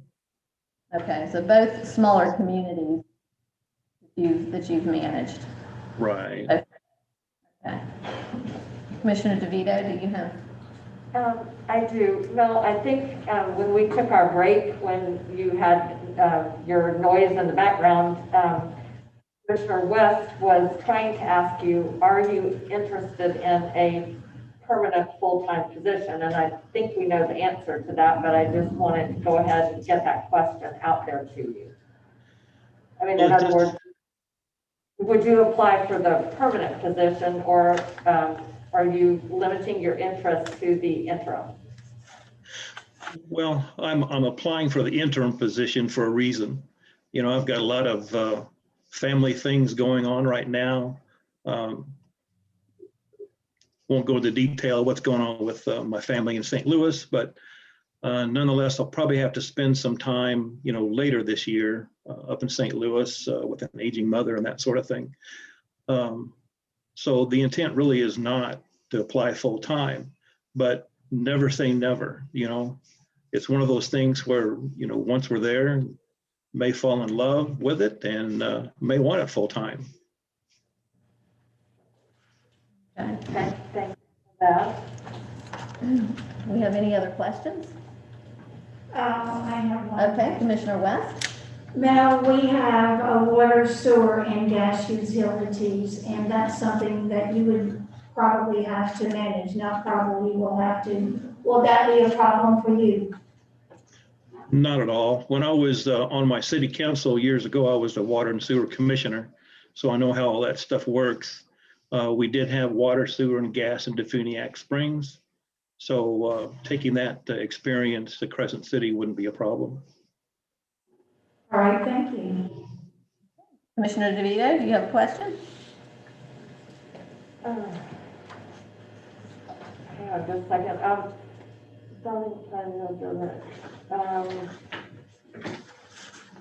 No, I see here that, well, I just want to verify. Mel, I see here that you have budget experience. Is that correct? That's correct. Being a budget director in the past, when I was in Wisconsin, I was also the treasurer of that community. Also did the actual budgeting for Muhammad, Illinois. I did the budgeting, of course, in Mexico Beach. And this past year, I did the spreadsheet for our budget in Defuniak Springs. Luckily, they were upgrading to some really expensive software. So that spreadsheet will go by the wayside as they get in the new budget year here. But without question, did a lot of budgets. Okay. Any other I questions? have one more question. Okay, sure. It's a Go ahead. short one. And so, Mel, I'm assuming, because although you're from the Midwest, you have spent 7 years now in Florida, that you are comfortable with Florida law concerning running a municipality, particularly the public records and open meetings laws? That's correct. I did go to a seminar when I first got to Florida, and did get certified with a certificate of participation. You know how those things are with learning about the public records, the documents, and that sort of thing. And being a former clerk, you know, keeping the records and that sort of thing is pretty dear to my heart. So for example, because, you know, you have to step in right away, our administrative assistant position is, there's going to be a new person. How comfortable would you be putting out the legal notices for the meetings and the ordinances? Not a problem. I've done that in the past, and I could do it again in the future. Okay, thank you. Okay. Do we have any other questions? No questions? Commissioner Banks, you good? Commissioner Burton? Good. Okay, Mel, do you have any questions of us? Well, what kind of goals do you have for the interim manager in the short term? Somebody want to? Really, you want to go ahead? I'll let you address it. We have a lot of things that kind of are going to be needed almost immediately. One is an assistant. We're losing our assistant, she's retiring. We're losing our financial director, she's retiring. We have just transitioned from a police department over to the sheriff's department. So that's going to need some immediate, you know, you're just going to have to see what's going on with that. Now, I know I'm missing a few things here. I just know I am. There's a long list of needs right now that the city has, and I'm sure some of the other commissioners can help me out here. As an interim manager, I think really it's going to be stepping in and being able to make sure that we can continue to operate as easily as possible through this transition. We've got quite a few transitions going on, so we really need somebody that is a self-starter that can come in and can really look at some of the needs that we have and getting us ready for the permanent city manager, quite honestly. And that's something that I would be very much looking for in somebody, is that they can come in and truthfully tell us, this is where you are and this is where you need to be. And somebody with, you know, expertise such as yourself and some of our other applicants to be able to bring that to us, so that as we go forward, we can prepare for the next, for the position, we can be better prepared and so that we're not in a situation where we're doing this again in another year. So that's, I think, important to us. All right, well, I know my wife said that having watched me during my career, she calls me a fixer. I like to go in and try to fix things. And I do understand that fixing things takes time. It doesn't happen overnight. It doesn't happen in 1 month or even 1 year. Something as daunting as the task that you have at hand is going to take a long time. So I think the key is to find the right person to help you guide that ship in the long term. But in the short term, no question, I can go in and identify a few things. Having done budgets, having done planning, I'm a master municipal clerk. I think I've got all the skills that you would need in that short term. Yes, sir, Commissioner Banks. Yeah, Mel, what would you say would be your strength, your weakness, your strength for a population of about 1,500 people? Okay, the strength is I'm good at taking direction. I am good at meeting people. I don't get mad, but also I don't jump up and down for joy where you can see it on a daily basis either. My grandpa said I've got a good even temper years ago, and I think I still do. So I think the personality that I've got is more of a calming type personality. I'm not going to be in people's faces. I think that works better that way for customer service, for the public and meeting with them. Commissioner Banks, is that good? That's it. You good? Okay. Okay, well, let me tell you, you are a good granddaddy. I don't know what Riley calls you, but you're about to put me to sleep. I'm telling you what, just rocking back and forth, you've got that motion down. So we know that you're a multitasker, Mel. Definitely you have proven that to us today, and that you can be, you've proven also that you're very even tempered throughout the entire thing. So we appreciate that. We will be getting in touch with you. Appreciate you taking the time away from family to come in and talk to us and interview with us. And we just wish you only the best. So thank you. Well, thank you so much, and I appreciate you accommodating me on the Zoom call. I apologize for not being more professionally dressed, but Riley doesn't care what I wear, so I'm going with her. That's okay, you're real. You're real, and we like that. We like that you're real. You're real. So thank you so much, and you enjoy that time with the baby, okay? I have so far, and I certainly will. Thank you all so much. Thank you, Mel, very Thank much. Bye-bye. Bye-bye. Okay. So at this time, do we want to go back to take 5 minutes? We've got another applicant. Would you like to push on, or? I think we push on. Let's we can- push on, it's let's push on. 3:30, you need Yes, to leave. Commissioner A Vito? little break. Okay, so you go take your break. Short as I can. You go take your break.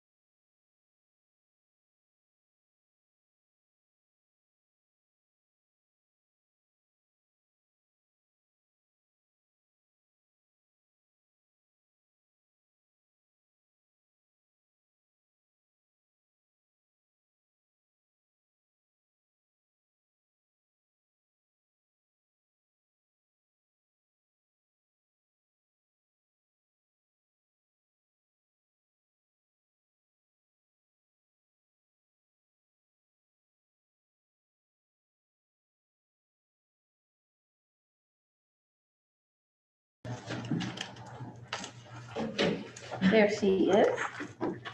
Okay. Y'all ready? Let's get started. Okay. Mr. Leary, thank you for coming over here today and for participating in our search for an interim manager. Do you want to tell us a little bit about yourself? Sure, thank you, Mayor, and good afternoon, Mayor, Commissioners, Attorney, and City Manager. January 20th, I finished my appointed term as State Director for USDA Rural Development Agency with a change in administration. I've been there almost 2 years, and as you can see from my resume, it was a pretty extensive operation. We had 6 regional offices, including an office in Virgin Islands, and then of course the state office in Gainesville. And fortunately, we were able to actually increase our percent of output with respect to loans, grants, and administrative work over the last year by 15%. And I attribute a lot of that to the fact that we were telecommuting because people had less time to socialize and more time to work. But and then prior to that, I ran my own consulting and lobbying firm for, oh gosh, almost 20 years, representing both public sector and private sector clients. One of the things that I was remiss and I left off in my resume, and I didn't realize it until late yesterday, I also served 4 years on the Palatka City Commission as City Commissioner from 2010 to 2014. And as you all will recall, 2010 was a very difficult year, and the preceding years and the following years were certainly very difficult from a budget standpoint because of the recession. But we were able to make some really difficult decisions to work towards budget, reconciliation with respect to our expenses, and ultimately came out of it in 2014 in a very good position.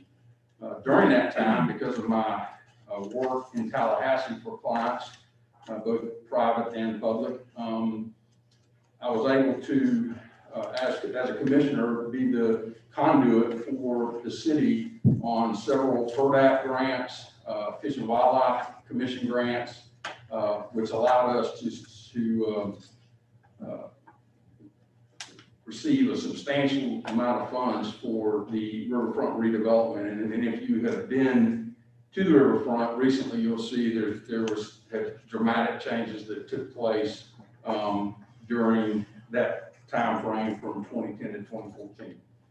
Also served several years as both Clay County and Putnam County Planning Director. And then prior to that, I worked 4 years for the St. Johns River Water Management District. I'm a lifelong Putnam County resident. My mom's family actually goes back in the Melrose area to the Civil War. And so I have deep roots here. Both my children and grandchildren are here. And I told the mayor the only time frame constraint I had was my 10-year-old granddaughter showing her fair pig tonight. And so I have to be there by 6:30. So other than that, I got all the time in the world.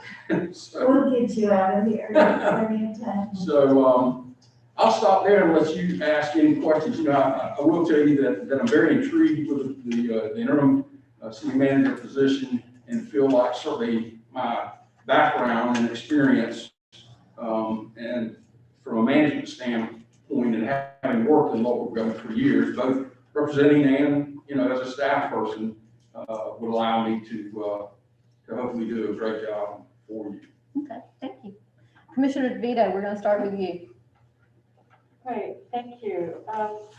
Mr. Leary, so you have not actually previously been a city manager, as I understand.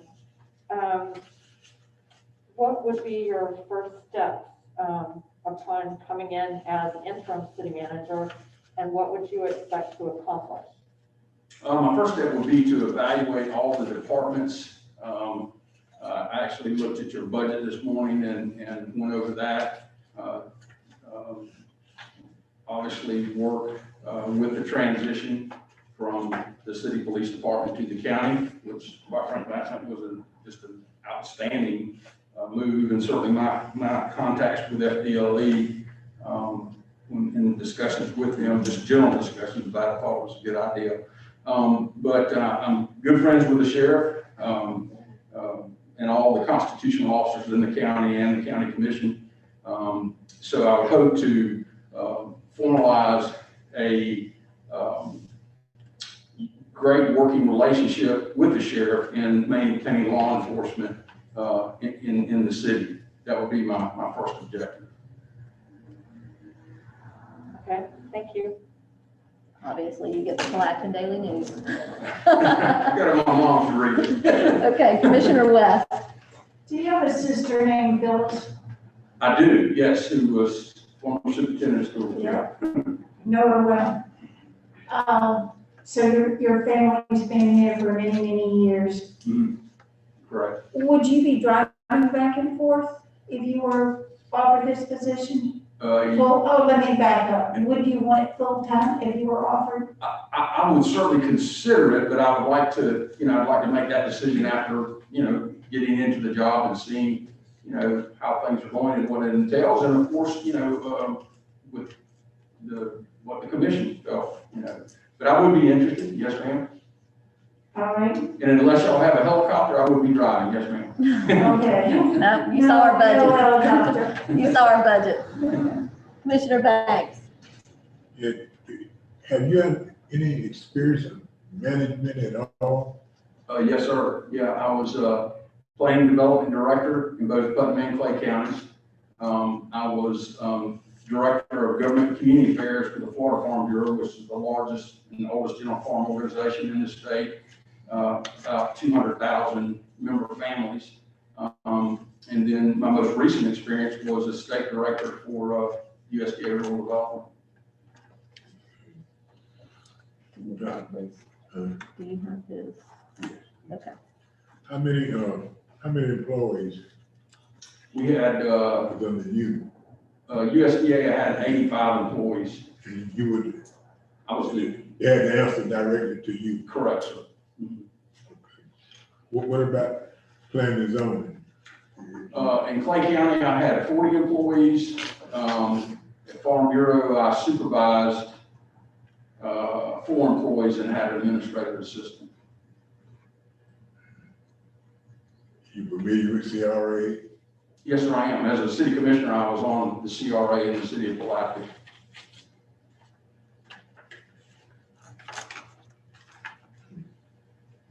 Good. Yeah, correct now. Okay, Commissioner Burton. Bobby? Good afternoon. I'm just gonna go with one of these questions because I think it's important. What do you view as the most important functions the interim city manager must perform? I'm sorry, can you repeat that?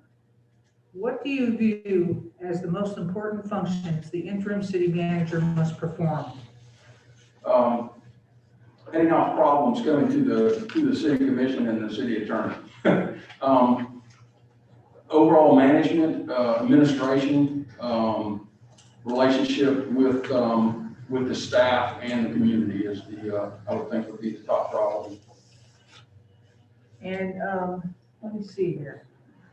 So what experiences do you have after thinking that's what you got to perform? What experience do you have that's going to make you successful in that position to make that happen? Most recently, as state director of rural development, my staff under my direction, we facilitated over almost $500 million in grants and loans for sewer and water, fire, community services. Essentially, rural development is the agency under USDA that can build a town from the ground up. And I'm very proud of the success and what we were able to do for communities in the state, and feel, when I went in, it was a mess, quite frankly. The staff, we had a new assistant or a new administrative person and several people had left, and left several voids. And so through hiring and my management style, we're able to right the ship after about 7 or 8 months, and this past year was phenomenal. I would have loved to serve another 4 years, but didn't work out that way. Okay. All right. Okay, good. Commissioner DeVito? Yes, Mr. Leary, you obviously have very good management skills, but we are kind of the opposite. We're a very small shop with only 4 front office staff, and with the need to immediately replace our retiring finance director and also our retiring administrative assistant. How able do you feel you are to essentially jump in and not so much manage, but to do the job of anyone here or assist in helping train a new finance director, a new administrative assistant? I mean, we're really, like more like Mayberry RFD, where the sheriff is also the, the justice of the peace. I mean, do you feel able to jump in and actually perform some of these tasks yourself? I do, yes, ma'am, and here's why.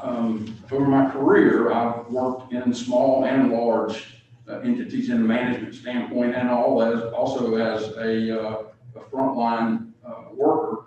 I do have financial background and government finance background. I also understand the administrative process and what that entails and requires with respect to the operation of the city commission. Well, for example, can you run a copy machine if the administrative assistants are out? I'm very talented in copy machines and word processing and all office functions. Commissioner West? I was also, one other note, prior to my starting as USDA Rural Development State Director, the administration decided that we didn't need administrative assistants, that we could do both jobs. So for the 2 years I was there, I was both my own administrative assistant and the state director, which was, a challenge, but worked through it. Commissioner West? What do you know about Crescent City? I know you lived in Putnam County, and you've done a lot of farming in the northern areas of the county, and probably Hastings, maybe, I don't know. But what do you know about Crescent City? What would make you want to come here? Well, what I know about Crescent City is quite a bit of history, and also for several years in my consulting and lobbying firm, I represented the Farm Growers Association, and I've represented several farmers and farm growers in the South Putnam area. Joey Pearl, good friend of mine, former city commissioner. I know that, like all other small rural communities across the state, struggling with respect of bringing in new business and jobs that would bolster the economy and substantiate the tax base. So I'm very aware of that. I think that just like the city of Palatka, it's important to try to find the identity of what specific niche market that the city would be able to promote, and in working with the State Department of Economic Opportunity and other federal agencies, try to seek grant funds and advertisement for bringing in new businesses. I think it's right with the real estate market the way it is, and real estate prices in St. John's, Clay, Volusia, Marion, and Alachua being so astronomically high. Right. It's pushing, people are saying I can get a much better value in Putnam County than what I can in these other counties. And I think ultimately that's going to continue to generate new people coming and hopefully new investment in the community. One thing I noticed, you probably have too, the traffic in Blanca in Crescent City this last year has doubled. Have you noticed that? Yes, ma'am, I have. So that means what you were just saying, I was going to ask that question, but you've already answered it. People are coming here because it's a more affordable place to live. I think we're right on the cusp of maybe some growth, and we're going to need somebody that can help us manage that in some way. Well, I think that, you know, the key in the direction that both the city of Palatka and Crescent City, again, all small rural towns across the state, which I worked directly with for 2 years, you really need to find what that niche is.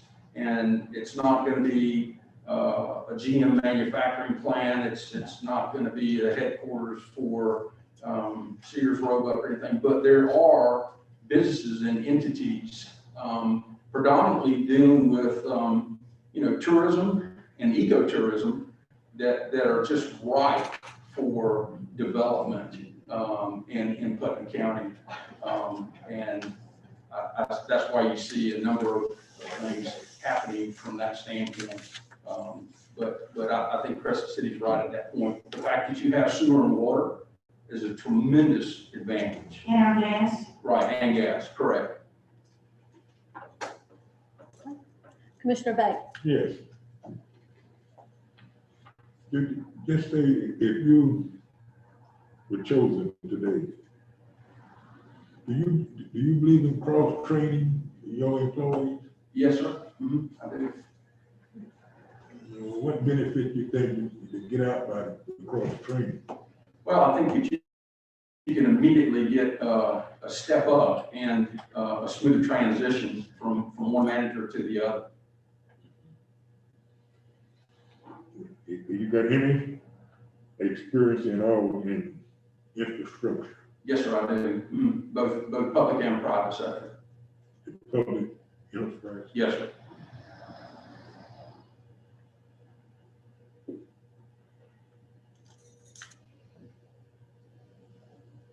You good? You want me to come back? Okay, Commissioner Burton.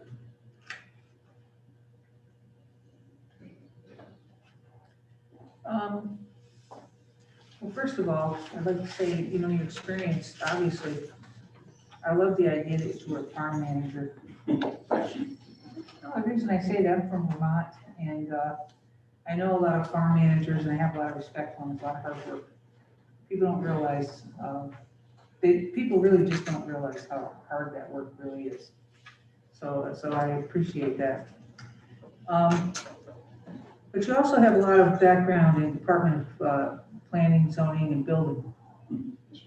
And that's something that we desperately need here in Crescent City.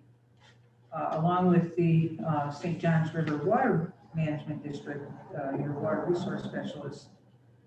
Water is something that we need to start kind of looking at, not so much water but basically our utilities here and you know, our infrastructure here. So that would be extremely important to me as well. You know, we just have so much to do here in Crescent City. Where exactly would you kind of start? I know, you know, everybody wants to say, well, I'll get with you and we'll, you know, formulate some plan and everything. But as you just kind of coming in, I mean, you're familiar with the area. I think you're familiar somewhat with Crescent City and some of our problems. In your mind, just kind of evaluating it yourself, what do you think? Where should we start here? Well, that's a good question. I mean, Yeah, it's you know, as my dad used to say, that's the $64 question. I'm not really sure what that meant. Other than there's 64 questions in addition to that question. I would do an evaluation. You know, I'd look at your all the departments. You know, sewer, water, gas, solid waste. Do an evaluation. Do a service evaluation. Then look at where the infrastructure currently is and what the potential was for expansion. Secondly, I would look to the water management district, as the city of Black has done, for grants for either upgrades or expansions, to be able to keep the systems, up to date and great working order. You don't have a large staff, so there's not I don't have to interview 85 people like I did when I went in to rural development to get their ideas, but I also would spend time talking with the staff, give me your ideas, what you think, and obviously meet individually with each of the commissioners to get your thoughts about, what direction would you like to go. Well, I hear a lot, a lot of people walk in and they immediately say, well, we have to go for tourism and ecotourism, which yes, I believe that we do. I mean, we'd be foolish not to with 2 lakes. However, not everybody can jump into that pool. And when I was campaigning, there were an awful lot of young families here that were starting to move out because there's no work here. Now, these are people, you can take it for what it's worth, but they need jobs. And it might not necessarily be in that field. It might be something as simple as what they're doing up here in, is that Georgetown or Fruitland, where they're putting the A-frames together? You know where I'm talking? Oh, over here. Yeah, so, Yeah. It's at that's been Junction. very, very good Junction. Yeah. for our community, that type of work. So, I always hear eco, and I always hear, taking advantage of the lakes, and yes, we certainly do have to do that. And I believe that we've started to do that. We're talking with various people that are going to be doing certain things along the lake to help us with that. But where am I going with my thought process? Well, let me see if I can help you, Commissioner. I don't think there's a silver bullet, okay? Yeah. I think that, you need to look at all different opportunities. Yes. Miller Enterprises for years ran one of the largest convenience store and shopping, grocery shopping businesses in the state. And I was friends with the Millers. I knew them well. Danny Miller and I grew up together. And, that's the type of business that may not have 500 employees, but may have 100 employees that, would have the opportunity to locate here. You've got the infrastructure to support it.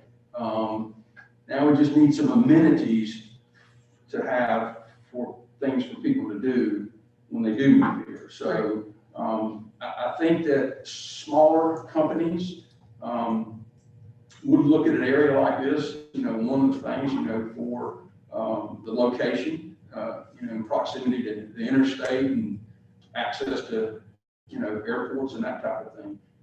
So from a regional economic perspective, Crescent City is sitting in a very good position. Once the 4-lane is completed, it'll even be better. Right. But, for me to stand up here and tell you, I've got the solution, Well, here's the silver bullet. I just wanted, No, ma'am. to see if we can get out of that seems Sure. like everybody's in that box, Right.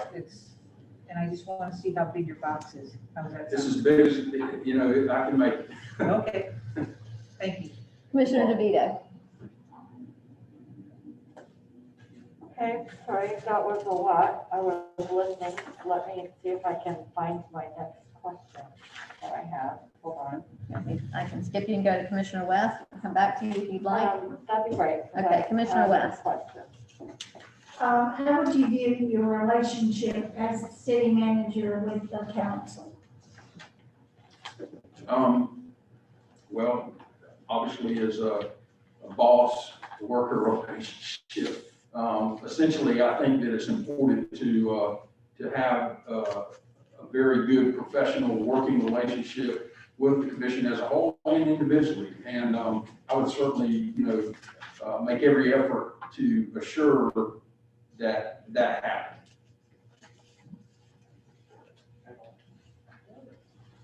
Okay, Commissioner DeVito, are you ready? Yes, I am. Okay. A main responsibility of our city manager is letting bids for work to be done of all kinds, whether it's grants for bids that we need just for our own purposes, and also contract management. Do you have experience in letting bids and RFPs and also in contract management? I do, yes, ma'am. And in what, where did We you did go? contracts with consulting firms for planning and development work in both Clay and Putnam County. At Farm Bureau, we did contracts and bids and RFPs for professional services. And then I've done my own RFPs and bids as a consultant for Right, but for example, and for the city of Crescent City, you would have the full and complete responsibility for developing the RFP and making sure that it met the requirements for local government. And have you done that recently? not in a government form, just in the private sector, Right, because with my own. right, because I believe that they are somewhat different. They are. And that there are specific requirements. There are statutes that govern the bid process and the RFP process and that type of thing. And we're pretty hands-on here. I mean, our city manager has to do a multiplicity of tasks and know how to do those tasks. That's why I'm asking. So thank you. Okay. Commissioner Banks? Do you have any experience with finance? I do, yes, sir.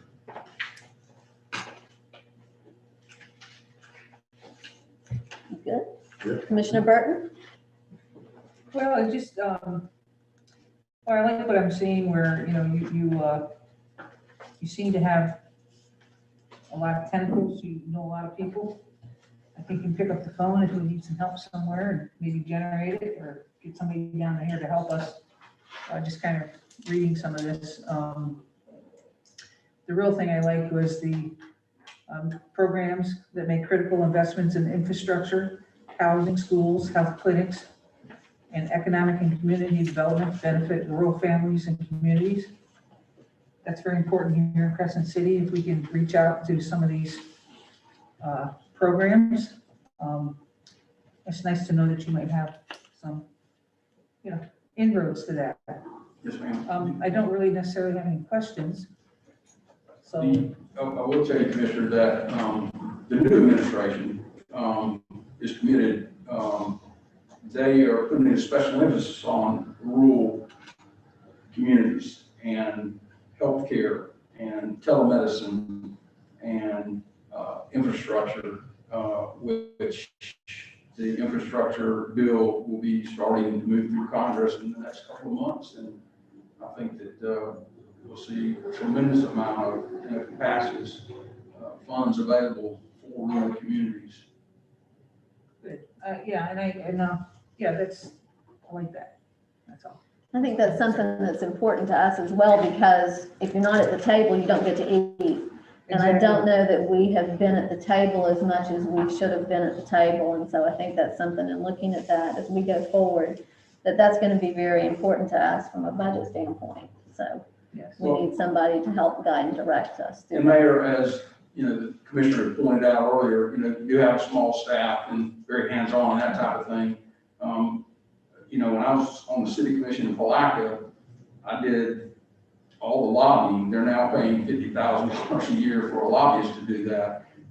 It's going to be incumbent upon the commission also to get more direct, once COVID passes and you can actually get in the Capitol, to be able to go and talk to legislators and, you know, budget people. We're going to be in a unique situation going forward with Representative Payne. He'll be moved, he's in the leadership now, he's chairman of the Ways and Means Committee.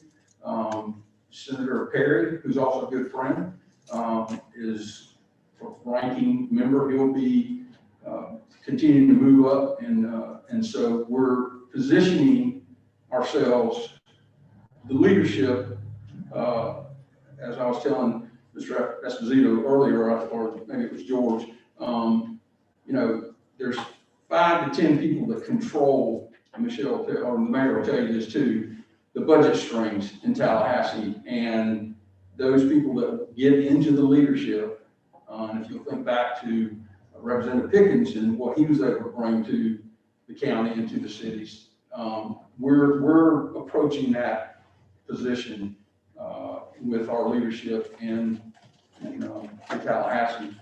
In Congress, not necessarily the case.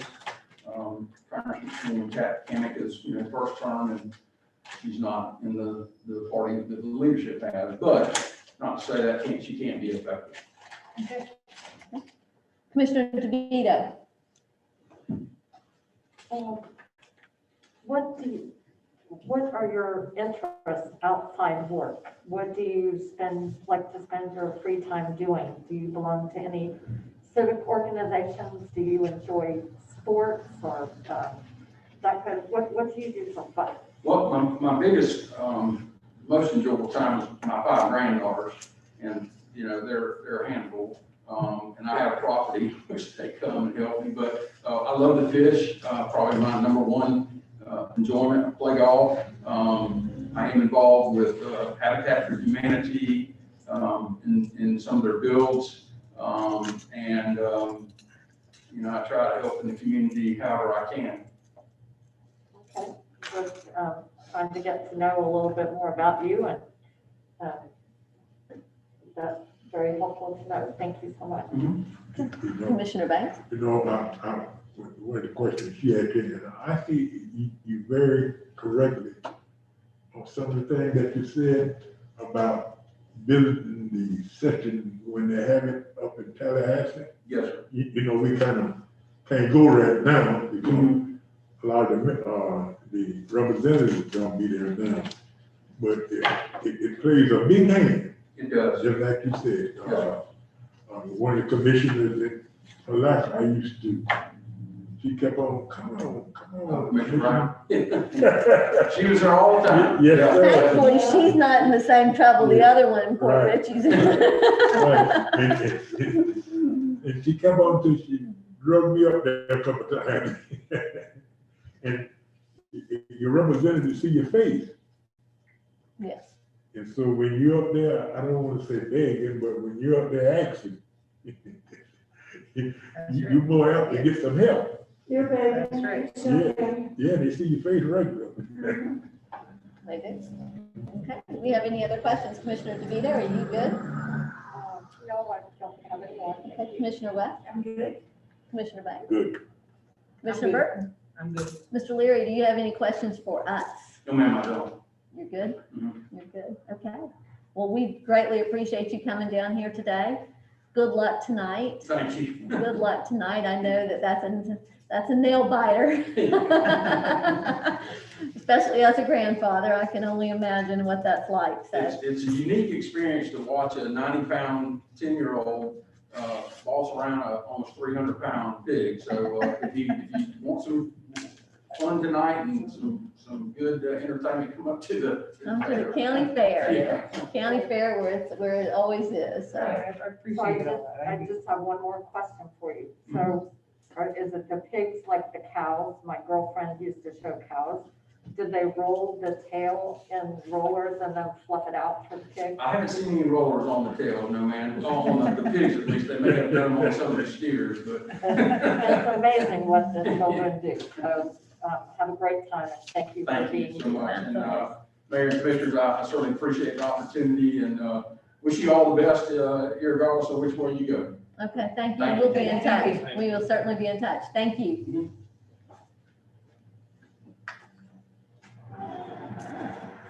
So here we are, commissioners. I do want to go ahead and disclose, I have worked with Mr. Leary in the past up in Tallahassee. When he represented Farm Bureau, I've known him for many, many, many years. And when Michael, yesterday when we were down to one candidate, I mentioned to Michael that I knew that Mr. Leary, with the change of the administration, which unfortunately happens, you can have some really good people heading up agencies, but when new administrations come in, it's always a sad time because a clean house irregardless. Right. And it's a loyalty issue. There's a lot of things that play into that, into politics. That's where the ugly side of politics sometimes comes in. But I asked, Mr. Esposito if we wanted to reach out to him. I knew everything that he brought to the table as well. And so he did, but I just wanted to disclose that to everyone here today, to know that in the past I have, in Tallahassee, of course, working for the Department of Agriculture and the commissioner, he did come in and lobby the department on a almost daily basis. So anyway, with that. Okay, so we've got some decisions. We've had some really good candidates. Do we have any comments? Does anybody want to start this off? We want to talk about some of our. I think we can, well, we really need to, and I guess that's my opinion, we really need to go ahead and get started on the picking the candidate Yes, sir, we do. who we ain't got a whole lot of time. We don't. So I think that is one of the key reasons we're here today, to try to do that. So I think we need to go ahead and get that. And I think with that being said, Commissioner Banks, we also need to make sure that as we go forward, that we have a backup candidate, because, now that some of them have been exposed to Crescent City, they might decide that this is outside their realm or something that they're not really actually interested in. So we want to make sure. And that's why it was important today. We found that we did need several candidates to talk to, because just for that issue. So, does anybody have any comments? Commissioner DeVito? I do. I saw it in our questions, and I understand our mind tends to go ahead toward the future. I thought that some of our questions and some of our focus during the interviews was more about, a little bit more at times, about what we would need for a permanent city manager.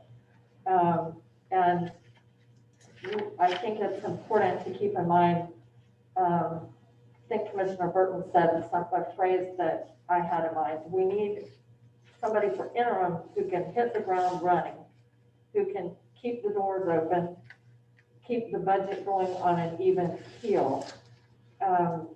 We really need somebody who can help us with that stability and can do all the things that we need right away, including that hiring. We had talked about that at one point. So to me, all of these candidates were very capable and have a lot of talents in different areas. But I think today we're looking for that short-term person who can be the bridge to get us where we want to be in the future, to help us be secure, not worry. They'll be here doing all those functions that need to be done, so that we can really put our minds to finding that long-term candidate. And I think when I was looking at the candidates, that's one of the things that, regardless of the questions, I think we kind of went off the questions where we thought we could. And I thought we did do a good job as far as, getting a good feel for what the person brings to the table and how they can assess things. And I was looking at them from that standpoint. I don't know about everyone else, but I was looking at it because I think that's very important, that we have a smooth transition. But at the same time, I think it's important that, 90 days down the road, if we still don't have a city manager, that we have somebody that's still willing to stay here and continue us forward. And, as I've said, We have two candidates that said that they might be interested in long-term. And I like that too, that some of them, yes, sir, Commissioner Banks. Can I make a suggestion? Now, this how we list 1, 2, 3. I think Deb has that for us, don't you? Yeah, got that for us. Deb for us, Good, yeah. Deb. She's got it. I'm telling you what, Deb's on top of She's on top it. of it. She's got that It for makes us. it a lot easier. And it's gonna make it a lot easier for us. And you brought out a good point, Mary. We need 1, 2, 3 in case one say no. Yeah, Then we can fall down to number 2. right. Go right on down the list. But I think we had, good job, George. Michael. I mean, as far as, Yes. we had some really strong candidates. I mean, we really did, and each one of them bring so much to the table. I almost wanted to say to them, hey, when it's over with, how about a part-time? Or you want to do some things part-time for us or on a consultant basis? Right, well, actually, could I follow up on that? Uh-huh. And I'm wondering, before we do our 1, 2, 3, you know, do we want to talk about any drawbacks that we saw? But I certainly saw a lot of talent here. I didn't necessarily think that all the talent was what we needed April 1st to do a lot of very basic work that needs to be done, particularly our budget. But I shared that thought about whether some of these candidates would be interested in that part-time lending themselves to do things that we need in future, because there is a lot of talent. Okay. So are we ready to vote? I mean, or is everybody? Well, at least, yeah, if we do, Let's you know, go. put our numbers on them, Let's go. Right, let's see what we go. got. Okay, so what Deborah's gonna hand out, she has prepared some sort of ballots with each of the candidates' names. If you would just pick your pick, sign the bottom of it, we'll go there, we'll see who gets the most. You want us just to do our top pick first? Do your top pick, see who your top pick is, see if we get a majority from there, and then we'll go from there. Okay.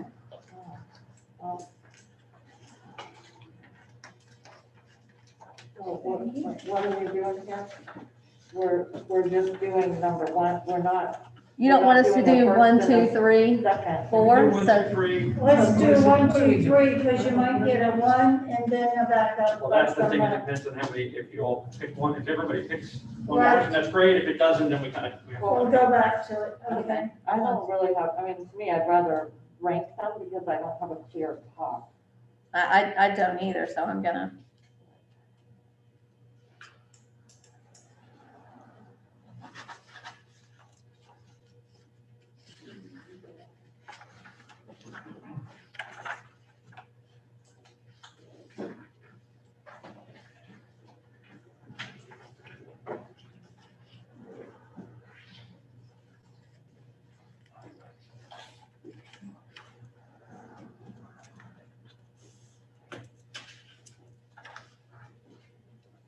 Mhm.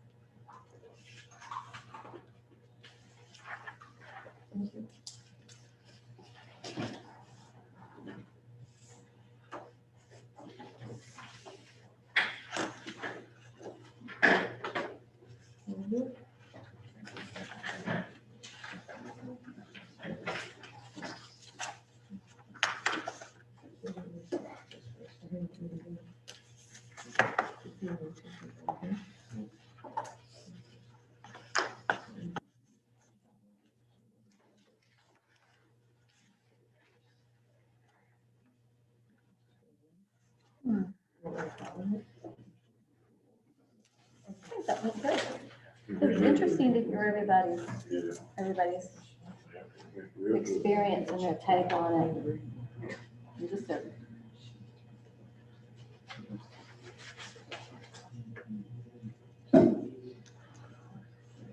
You know, I would like to say this. yes, sir. I'm very proud of the group of commissioners that we have working up here now. Well, thank you, Commissioner. I am too. Proud Thank of you. Right out of the mayor, and, you know, I can't keep. I had to tell my congregation like I was there. Oh, no. What was that? I said, I got the thing going, when the city gets moved down, I got the right around. Please do. I would love to. I gotta agree with you. I certainly do. Thank you. I think we do too. I'm really proud of us. It's been It's been a challenge for all of us. it is, but I feel that We're not done yet. we haven't, we have an energy though that, you know, to be part of the solution and not be part of the problem. And that's, I think that's something that Commissioner West has said in the past, you know, that, and that's important, you know, because. Okay, so we just tallied what we got Okay. by ranking, but who gave Okay, the number one okay, spot, so. okay. There were 2 votes for Philip Weary, 2 votes for Leonard Sussman, and 1 vote for Mel Snigerski Okay, in your number 1 slot. So since you got 2 votes for 2 different candidates, okay. We have to revote. So we have to well, we read can it. go around and we'll get just for those 2. See Okay. if you pick one out of the 2 of them. Okay, so we are gonna only do Phil and Leonard.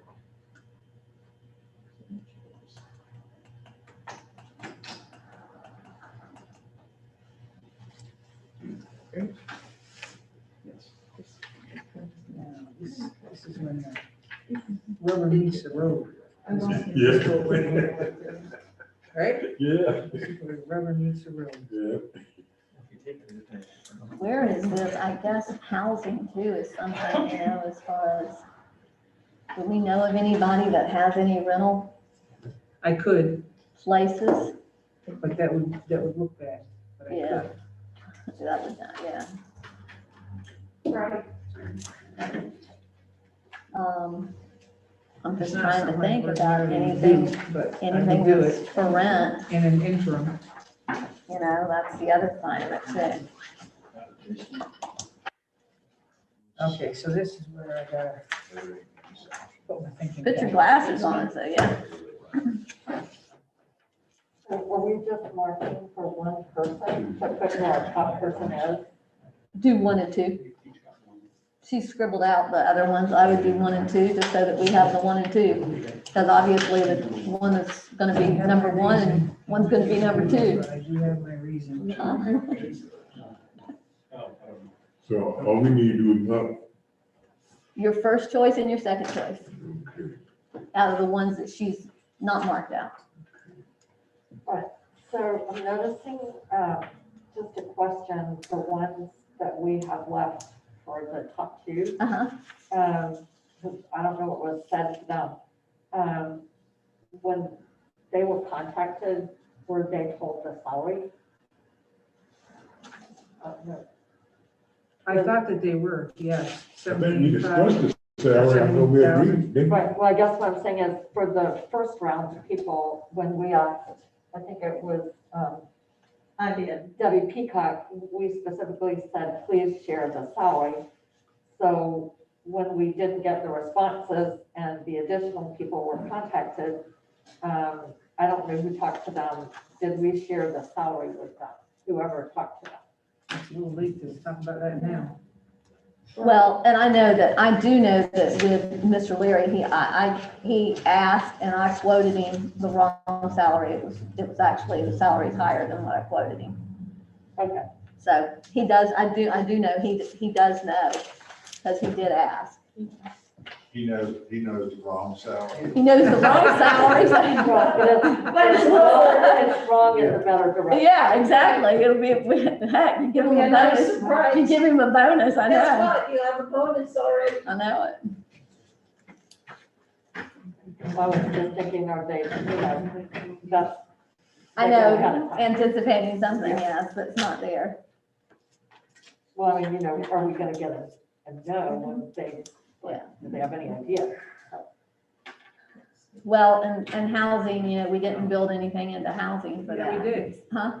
didn't we? No, we did not. We discussed it, but we didn't get Well, I around thought that to we actually just voting for it. given, well, you have to be careful with that. Didn't we give them 7,000 for everything? Everything, That would include across the board, Right. yeah. I thought it was 65, but we did that extra 15% bump. That's right. We did that extra 15% bump, so we gave them the 75, we broke that down, and then we gave them their $250 a month for their travel allowance. So But what we was the didn't give them. total that we, So I think that. So we their did total is cover it. $7,000 a month, and everything else is on them as far as their paying for all their taxes. There would be a consultant type 1099, it'll be a That's the way I 1099. understood it. I may have It'll be a understood it 1099. wrong, but I don't think it No, you said right. Yeah. I got it wrote down in my other Yeah. book. is. Yeah, I don't have. it. I forgot about the 15%, so that's the part I did leave out. When he asked.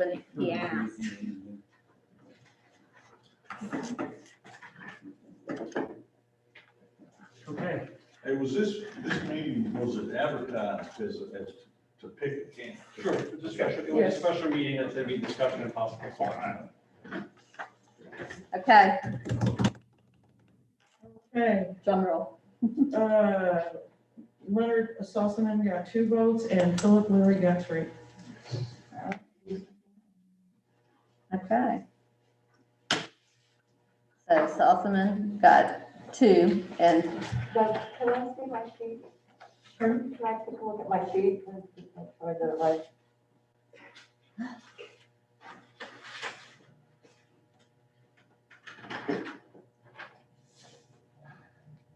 you do 1 and 2? That's fine. Okay, you did 1 and 2, okay. Okay. So are we good with that?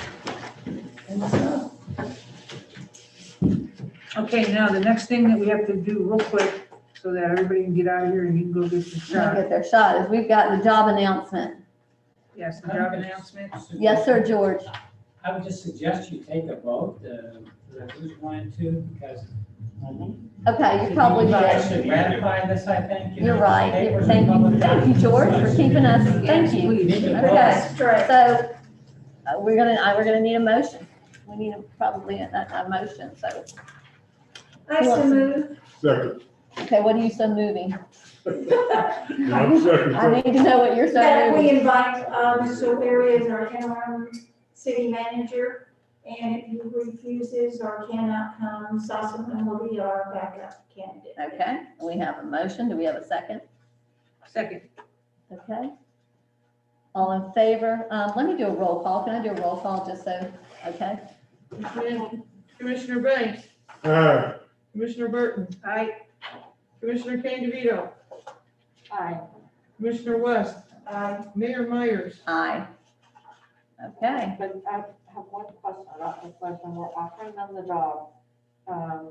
But I don't remember, did we discuss with Mr. Leary when he was available for sure? I mean, do we need to put I a, think he said, I thought he said, the only thing he had right now is that he had a bull. Other than that, a sellable bull, other than that, he could start. so, I mean, essentially, do we want to establish that this person is required to be here by a certain date regardless? That's the commission's, if you want to, we can, do you want to amend your motion and add April 1st, effective April 1st? I absolutely can. I make an amendment to my, motion that we add that Mr. Leary be here by April the 1st. Well, actually, Yeah. I would say whoever is offered the job be. All right, whomever is offered the job be here by April the 1st. Okay. Thank you. Okay. Yeah. Yes. Yes, George. So just one last thing, I think certainly Phil Leary is well-known in the community, being a councilman, black and everything, but I would also suggest that you complete first, the city attorney needs to, who is authorized to talk to this person and make the job offer? It would be over there. You want them to do a background check? Well, yeah, we need to do Okay. a background check reference, who's gonna make the job offer, the job offer is $7,000 a month, and that's kind of non-negotiable, unless they want 6,500, we can do that. Okay. And then, but we need to do a background check and references, just to, just minutes due diligence here Okay. on probably the top 2. Well, the top candidate accepts the job, we don't need to worry about going back, but we need to do that also, just to be checked. And I also sent Michael a company, and you can use whoever you want to do it, but I sent Michael a company that's done this, and so obviously it's relatively inexpensive. I don't know how fast I can get it done though. But I just think, my suggestion is you do a background check and reference check, just to be on the safe side. Okay. Well, actually, can I ask George a question about that? Sure.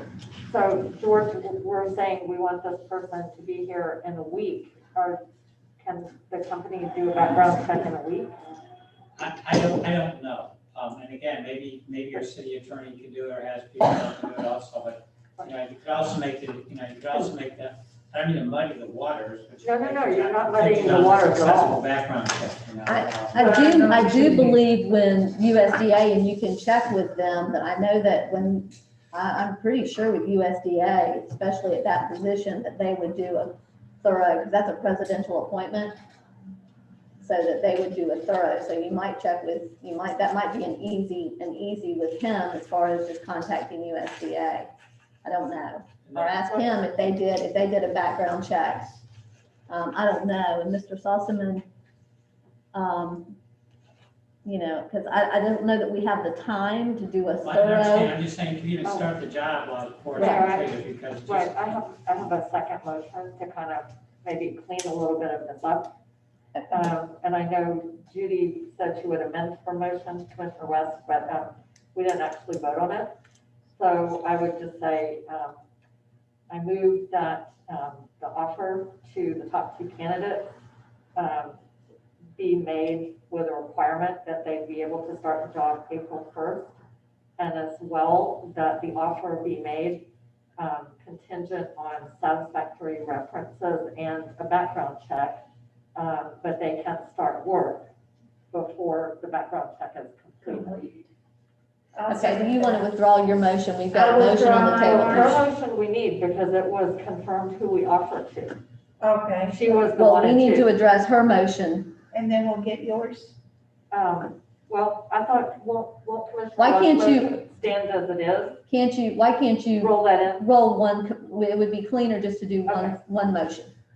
Okay. So Commissioner West, you want to withdraw your I'll motion? withdraw my motion. Okay, I thank you. withdraw my second. Okay, thank you, Okay. Commissioner Banks. Okay, So- Commissioner DeVito. The motion would be Just to, wait just a minute. I'm sorry. You've already voted. You've already voted on that motion. Oh, we did. And it passed. Okay. That's why I was saying, I would just, my Okay. motion would clean up or make Amend the the detail. motion then. Pardon? Amend? You amend the motion, make a motion to amend the motion. Yes. So That you we can, passed? yeah, you can Okay. amend the motion that we Okay, passed. so I'm going to move to amend the motion that we just passed, offering the top two jobs, offering the jobs to Leary, right? Offering to both of them. Well, no, Okay, just. to- You're making an offer to one of them, and if Right. they accept it, then you've got a backup. Because so the motion, right, the motion was that we make our offer in that order to 1 and 2. And that as well, we require the person who accepts the offer, it's contingent on being able to start April 1st. And contingent on satisfactory background check and references. Although the completion of the background check can take place after the interim manager starts working. I'll second. Okay, we have a motion, we have a second. All in favor? Could I just ask a question? Yes, sir. I'm not, I don't have a position on this. Right. I just would like to know, how will that work? He comes to work April 1st. On April 15th, we get a background check that's really crummy. Well, with one of them, Do we just, how does that work? he's gonna have to come up with No, living. I actually agree with Jay. If Yeah. you're gonna do a background check, the background check has got to come back before they come to work. If the background check comes out lousy, then you have to go to your backup person or wherever we're gonna And go. You can't, Don't know how extensive of a background check for an interim that we're gonna need to do. I mean, they need to provide us with references. yes. We have to have references. What about, But our chef office won't do the Well, to answer Jay's question, I don't think it's unusual that people start work before their background check is fully completed. I don't think that's unusual. These candidates are not unknown. And I've heard of in the past with government jobs in particular, if the background check does turn up something irregular that would be disqualifying, then the person has to resign. I mean, the contingent positions are, I mean, I don't think it's unusual for a position to be contingent on a satisfactory background check. So I mean, I don't anticipate anything, but I think that covers us and it puts the people on notice that there will be a background check. The only issue that, I mean, is that should Mr. Leary turn the job down, you know, and Mr. Sossaman is then he has incurred expenses, because he's having to relocate here. I mean, so that's something that we have to consider. I mean, do we think that it's not possible that we could get these, I mean, a background check? I mean, like I said, how extensive does it have to be? Well, I think the candidate chosen is local, so that makes it much simpler, much more known entity. You know, my suggestion is someone's got to be assigned to do the background check and to at least check that they work where they say they worked and get their references. Nobody's going to give a reference to somebody they think is going to not say nice things about them. And then, you know, there is a company, I don't think they've done it in a week, but they are not expensive, that will, you know, do, you know, Google check and also check their credit, stuff like that, you know. So the problem we have obviously is with this great rush, which is nobody's fault, but somebody needs to be assigned to do the background check, and that's just doing your due diligence. But Mayor, I was going to say, to me, I think it's really no harm, no foul, because we're going to let them know that the satisfactory background check is required, and that's up to them. I mean, if they should know if there's anything discredited. Yeah, they would bring that forward. I mean, I agree, especially if Along he's with gonna. that, I assume you're gonna want someone to negotiate this interim city manager contract, which has got a salary, you know, explain that there's no benefits, explain that they can be terminated by the council at any time. Somebody's come up with that, I assume, Janet, before it's your mouth, I assume Jay is gonna come up with a draft there, so then the council will have to ultimately vote to approve the contract with the interim city manager. Right. We didn't actually vote on that motion. Okay, so we still have a motion here on the table. And we have a second. And the motion is, The motion is we're offering in that order, 1 and 2 that we voted, we're requiring that they start April 1st, and that the offer is contingent on a satisfactory background check and references, although they will, if the background check is not complete by April 1st, they will still start work. Hey, what date is April 1st? That's a good question. It's a week from Thursday. So it's on a Thursday, right? Yes, sir. Yes. Okay, so we have the motion, we have the second. Let's do a roll call, just because of where we are on this, so let's do a roll call. Commissioner West, Aye. Commissioner Burton, no. Commissioner Banks, No two on there, that's clear. Commissioner Candido, Aye. Mayor Myers. I'm gonna go no on this one. I'm gonna go no. So the motion fails. All right. So when do they start work? Well, we still need a motion for them to start work on April 1st. We have to figure this out. Michael, can you give us some direction as far as for a background check? Because obviously that's what we've got some concerns about. I'm more concerned about Mr. Sossaman incurring the expenses of coming to town and then something happens. I mean, we all think we know what's in our background, you know, but somebody can find something somewhere. And I would agree, this is one of the issues with not going the route we went last time to try to pick a city manager, so a lot of it's left up to us. I could contact the company that George gave me the number on and find out, because you're not just doing the background credit, you're also doing references, that takes some time. So I can contact them and see what their time frame is and how much they charge and that stuff. When we hire somebody here at the city, don't we already have something in place to go out and do a background check on people? We do a regular background check. We've been running them through the sheriff's office. So we've only done one since I've been here that we ran. That's how we ran it, but we're talking about doing. And about how long does that usually take? Depends on how, probably a week. Well, I wonder if we ask them, just tell I them. might be able to rush it through. Yeah, Once again, I you also think got we can. reference background checks, so I, But I really think before, if you're gonna do that, then it has to be before they start. So I think Commissioner DeVito, if you want to go ahead, it's up to you. If you want to offer the motion that they start April 1st, contingent on a satisfactory background check being received prior to their start date. And why are they starting on a Thursday? Is that a normal kind of procedure to start on a Thursday? I mean, It's what's just up kind with of, that? April 1st was the date that we picked I out. mean, April 1st, I know she's fooling me that she's leaving on April 1st, but there's no reason, but there's no reason to start everybody on April Fool's Day, is there? Can't we start them on the 5th? No, I don't think we can start them on the 5th. I want them to be able to start as soon, and they don't have to start full As soon time. as possible. They don't have but- to start full time, but they can come in and at least get themselves acclimated with the Okay, office. I mean, you understand where I'm going with that. I mean, who, I understand, That's the Thursday. Yes, is but that's the Thursday. first of the month too. Yeah, okay, I don't know how the Isn't our fate first goes. candidate, isn't the number one Mr. Leary? uh-huh. Yes.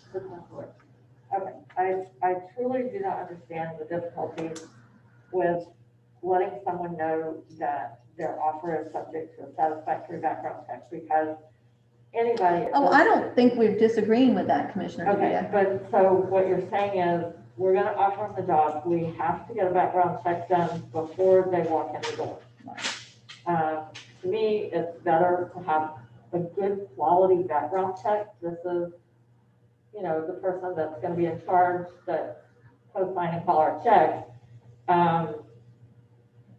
So I don't see the problem with that. And yes, we need them here as soon as possible, because that overlap time with Michael is gonna go very fast. Well, Commissioner DeVito, when you say that, it's very common for people to start jobs before their background checks come in, it's totally wrong. I mean, any job that I've ever had to do, I've had to have a background check, and once the background check comes in, they call me and say, yes, you're hired. Right. I And we mean, so do I'm not need- sure who you've worked for, but that's And just an we- odd thing. I'm not talking about my background checks. We are in an unusual situation where we need somebody yesterday. We need to do a background check. That's our responsibility. So whatever way we get it done is very important. I think we can get, I think we can get it done. in a I think week. we can get it done. I think we can get it done. We're gonna work on it. Yes, sir.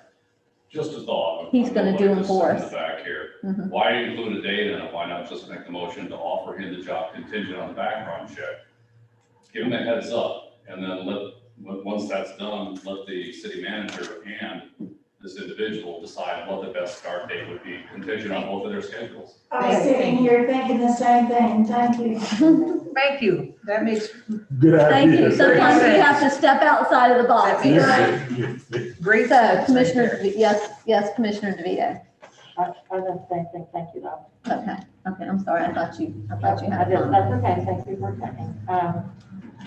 Well, and I can tell you what that will do is if we have a motion for that, seeing as Mr. Esposito has somebody waiting for him, that will. Okay, we have to have someone here. Right. So that's the problem. I don't know if you heard, but Mr. Esposito is going to another position, and it will be out of state, and he's there. We need overlap. So I will try another motion, and that is that we make our job offer to candidates designated 1 and 2, that we require they be here April 1st, and that we do the most expeditious background check that we can before that time. Okay, do you want to make it date specific? Or after their background check. It's an opinion on his background. Yeah, Right, the offer is made as customary, contingent on background check, and that we will get it completed before April 1st. I mean, I think we can. I don't see why we can't get it completed. Who can approve the background check? I mean, y'all aren't gonna, me and approve it, are you? No, Well, the reason I ask is things come up in the background check. Let me tell you the history. Used to be on a background check, chief of police would do it for us, most of the time. There was an instance where the commission and Commissioner Banks and West will remember this. The commission, based on our chief at the time, who supposedly did a background check, everything was fine. The commission hired a fellow. And I don't know why, but I got a phone call from a city attorney in another city where the people had worked. It was not good. I mean, so the commission backed out of that. In this particular instance, what I'm talking about is little particulars. Bobby just found on the internet, Mr. Sossaman had been terminated down in Hernando County. But doesn't bother me. I mean, it's the 3-2 vote. It was politics. right. This happens to city managers. But I don't know how y'all think about those kind of things. On the flip side of that, you know, you've got a guy that I've known for a long time, Mr. Leary. He can give you a legal pad full of references. I mean, he's politics. He's been, I mean, it's what he does. He's got a good personality. He knows everybody. You're not gonna, I mean, he's gonna give you 100 references.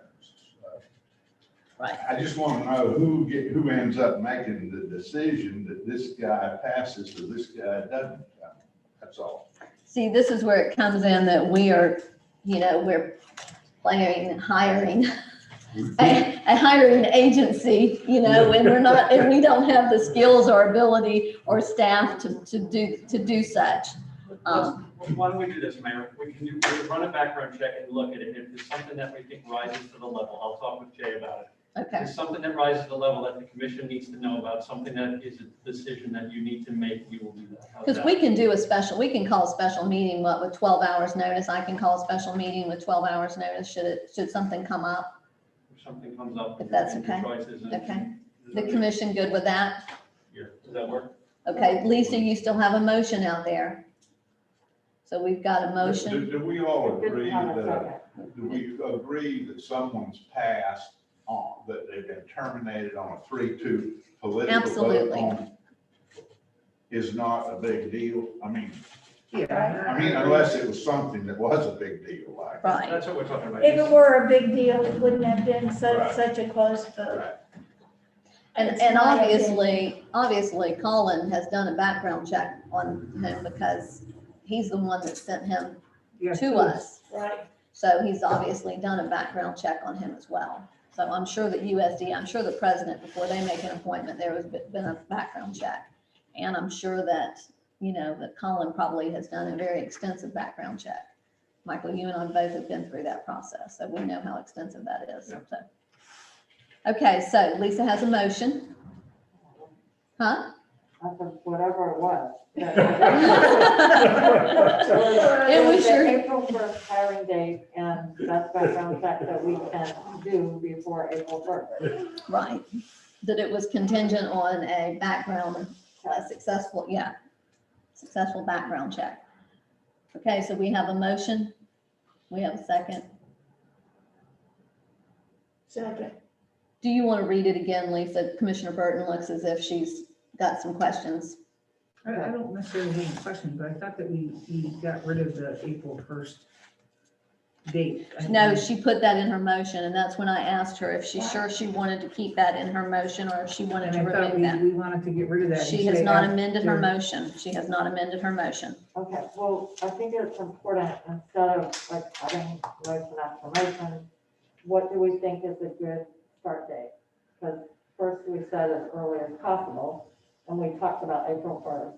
So we don't think that's a good start date anymore. Is that what I'm getting? No, I think what you should be getting is just what the gentleman in the back said.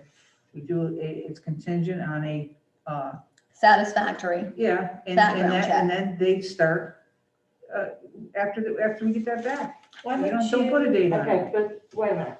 Don't put a date on it. Okay, but the situation that we're in, and the reason I put a date on it, is that when we interviewed these candidates, we have a hard stop of April 10th. Our city manager is leaving. So when we interviewed the candidates today, we told them we needed them here in about a week so that they could have a week's overlap with Michael. Okay, I think you can put that in the motion though, Commissioner DeVito. You can add that into the motion Right. that we have a suggested start date of April 1st based on a satisfactory background check. Right, because we're up against it here, Okay, and it's not. so will you amend your motion for us, please? And I just want to be clear, the reason I'm putting a date in there is to protect us. We don't want this to extend out to the point Where Michael is gone. right where Michael is gone, and it's normal for someone coming into a job to want to take a little bit of time or whatever, but we don't have that. Okay, So, I mean, so we're offering, the motion is, I guess, we're offering the job to ranked candidates 1 and 2 with a start date of preferred April 1st, but no later than April 10th. I mean, if they can't start by April 10th, I don't think we want. well, that'll be our fault if they can't start, but we need to tell them. I wouldn't even put that in there. Okay. I wouldn't even put that in there. Just keep it the way you have it. With a suggested start date of April 1st and subject to a satisfactory background check and references. Okay, we have a motion A second. and we have a second. Okay, can we do a roll call? Deb? Yes, ma'am. Commissioner Burton, Commissioner Banks? Commissioner West, Aye. Commissioner Candido, Aye. Mayor Myers. Aye. And so it passes. You need to leave. No, we've got to finish this up. Yes, you do. We've got to finish up this job announcement. So let's get this done. Has everybody had a chance? This was in your packet at the last meeting. Have you had a chance to read through the job description? Yes. Is there any changes that anybody wants to make to this job description? It should be in your, If not, here you go. oh, there you go. I can say that. I have another copy. I think I got it. I booked everything up. Okay, so does anybody have any other suggestions, changes that they want to make to it? Yes, sir, George. I'd just like to announce it, just a, I guess, reminder, because I think everybody said, at the last meeting, Councilmember DeVito suggested that we take out the line, an equal amount of work experience in the private sector management with a company of similar size and complexity to Crescent City may be considered a functional approach. She suggested that we take it out. So I guess I'm just asking for some direction to Yes, leaving it thank like you. it is or taking that out. Yeah, I was concerned about that because I think I don't think there really is comparable work experience, and I would not like to see us get a bunch of resumes from people that aren't really qualified.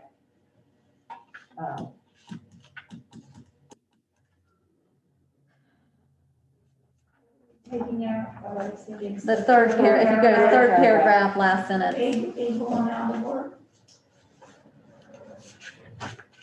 But we're saying, That would substitute for the 5 years of work experience in public administration. correct, but so what we're saying is, if we take that out, we're saying you have to have public sector experience. And I just consider that. Does anybody have a problem with us removing that sentence? Well, we just got rid of a president that had no public experience. He was president of the United States for Okay, 4 I years. don't want to It was debate. all I'm private. not, we're not, It's all okay. private, We're talking because about he a had city private, manager. supposedly, he had private sector business and management. I think that you can have private sector. I think and I understand where she's coming from, is that business is very different from Well, I'm not disagreeing, from but I'm government, just and she's saying. just saying that you can't substitute public administration work for private enterprise work.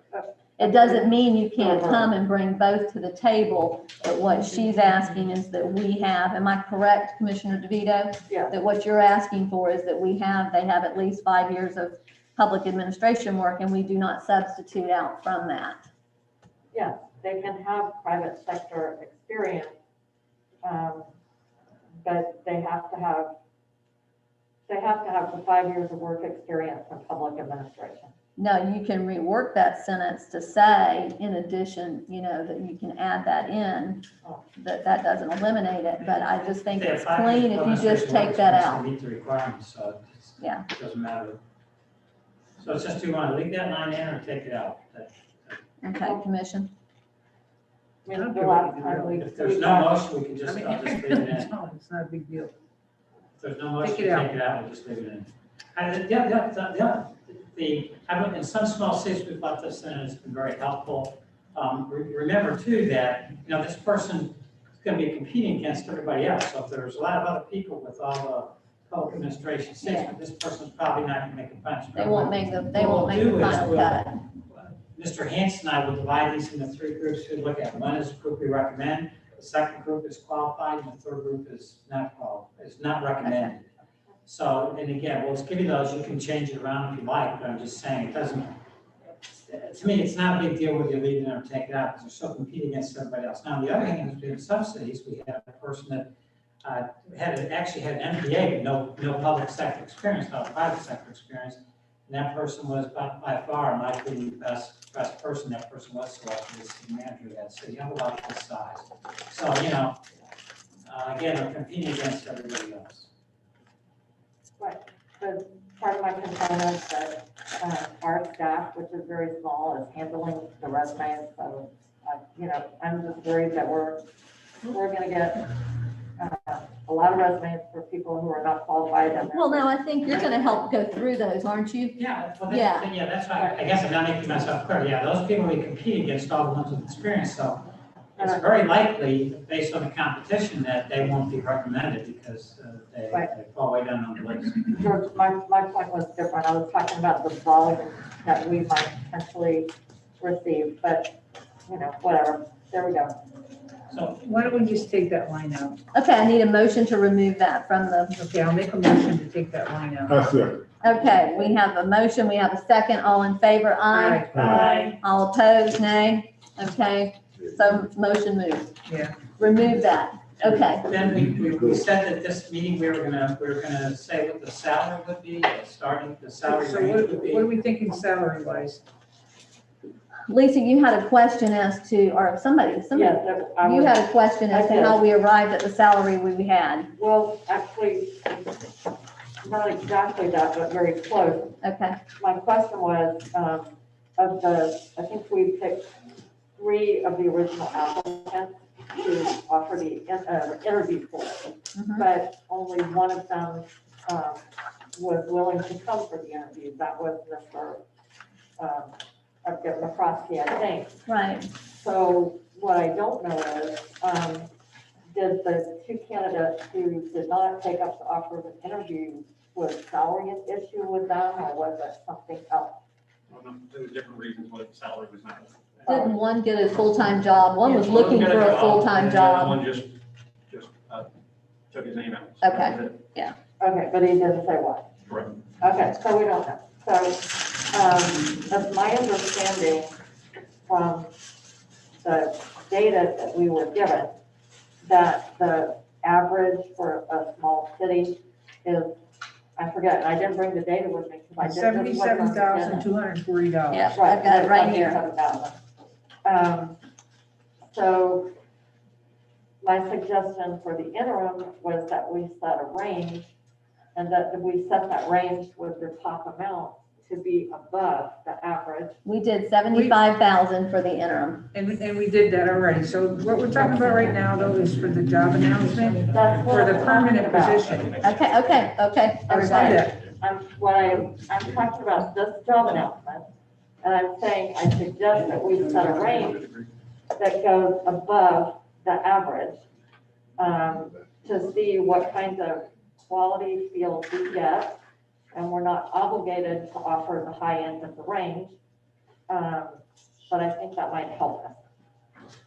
Okay, the high end of the range prior to this was 80,000, I believe it was $80,000 when we advertised it before, was it 80? It was 80. Yep, it was 80. Right. So right now, so if we did the range from 70,000, because we need a starting and we need an ending. So if we start that range at, is everybody in favor of if we started at 70,000? And then how high do we want to go?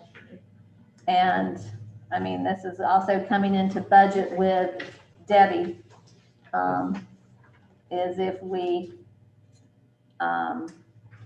went up to, I mean, you could do 70 to 80 from a starting. That would still put us right where we were pretty much before. If you look on here, I mean, for the population, you've got Alachua, I mean, Archer, but of course, that's a bedroom community to Gainesville. So you've got, you know, that their income there might be a little higher. But, well, Mayor, if I could, what I noticed when we advertised last year, we had people who were interested, who had a good level of experience. There were some people that were originally on our interview list, and I was really sad. Colin would call us back and say, well, they dropped out. And these were people who were like an assistant city manager, you know, in a larger place. So my suggestion was that we bump the range up. I think we should put it at 90 and see what kind of applicants we get. And I think we don't have to offer them 90. But I think it would be helpful to try to increase our field of applicants and the quality of people who are willing to come here for an interview. If that doesn't help it, well, that tells us salary is not the issue. If it does help it, then we've improved our candidate field and we can go from there. I understand what you're saying, but I also think I believe that if we're not willing to go to 90, that if we shouldn't put it out there, because then you're going to get candidates that when we come to them and we go, okay, we had it at 90. A lot of people want to go to that maximum amount. We've promised that, but then we're going to be wasting our time with candidates that are hoping to get 90. I don't think we should mention 90. So my suggestion is if 77 is the average, why don't Yes. we, it's qualification, why don't we just go 75 to 85? Because to me, that's, and you're right, if you go 90, you're not willing to offer or can't afford it. I mean, I'm comfortable going 75 to 85. 85 would be very fair, the average Yes, and is 75 is fair because that's what we're offering our interim right now. So it makes sense. And keep in mind that, you know, they've got that 6-month probationary period. So at that given time, if we feel that they're performing to our expectations or above our expectations at that given time, because by then we will have a performance evaluation in place, let's hope, that we can also give them a salary increase if we feel that we have that available to us. Well, the problem that I'm looking at is that in the candidate pool that we had in 2 rounds of advertising, we never got a candidate who was even an assistant city manager in a larger place where they could get training or had had more than one city manager job. I don't know. I mean, I'd like to make a motion. When they say 80, Sure. should be all hung up, that is better than. Benefits. Right. Well, I'd like to make a motion that we pay our next city manager or put this out. How do I want to say this job announcement? The salary range, The you make a salary motion that range our should be salary between range, 75 and 85,000. $75,000 to $85,000. Okay, I'll second it. so we have a second. So I have a motion, a second. All in favor, say aye. Aye. All opposed, nay. Okay, motion carries. I haven't, yes, sir, George. Just, we need to decide who are the applications, who's going to accept the application. It says applications may be emailed to. Who would that be? What would be the email address to put that in? I thought, didn't we have an email that we were having that sent to? Yeah. Yeah. We have an email, info@crescentcity-fl.com. And that's something, because Send that to remember, George, this is something I honestly, and I don't know how the commission feels, we're not ready to rush into this right this No. minute. Right, we're. So this next city manager, interim city manager, that's something that they can work through. So I think if we have that email and that email is available to that next city manager, he can work through that. And hopefully by then he'll have staff to help him. Yes. Yes, Commissioner DeVito? Right, and I think that's understood. I don't think George is thinking that we won't have time to receive the emails, but he's just saying we need. Right. And that will cut that info. And that takes Michael care has of said it. That will cover takes care of it. And then, the two blanks on here, I see there's a blank for the date, and then, there's a blank for more information, contact, correct? Yes. So we got two more blanks. Well, the date would be set, I'd suggest we set the date 45 days after the ad's placed. Okay. You'll have to find out, my suggestion is to advertise in Florida City County Managers Association and also the International City Managers Association. The advertising in the International City Managers Association is going to cost, I don't know what the exact cost is, $400 or $500, but you'll certainly widen the list of the group that you're looking at to nationwide who can see this. So I would just say put it 45 days after the first advertisement goes out in those publications. And then again, we need a contact person. There might be an applicant that has some questions, and so. Okay, right now, George, we don't have a contact person. Okay. We can. We can look at that and get back. I know that.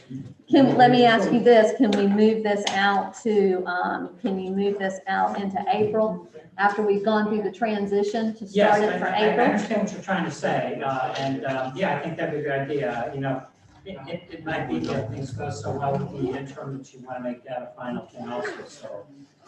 And that could be it too, but I think if we start this in April, by then we'll have some of those blanks filled in. Yeah. I apologize, but you know, we're kind of a in lot of things here today, and I think we made a whole lot of progress. we did, we made a lot of But I progress. understand that we can hold up on this a bit, and that's fine, and I was just trying to get some And as- things here as squared away, soon so as be ready we- to go quickly when the time comes. Okay, and as soon as we have that name, we can give you that name. Because you don't need a vote, we don't need a vote on that, that's just filling in the blanks. So, George, thank you so much for Thank you. everything. For everything, I think we all have some peace of mind. We appreciate everything that y'all are doing for us. We know it's okay, and with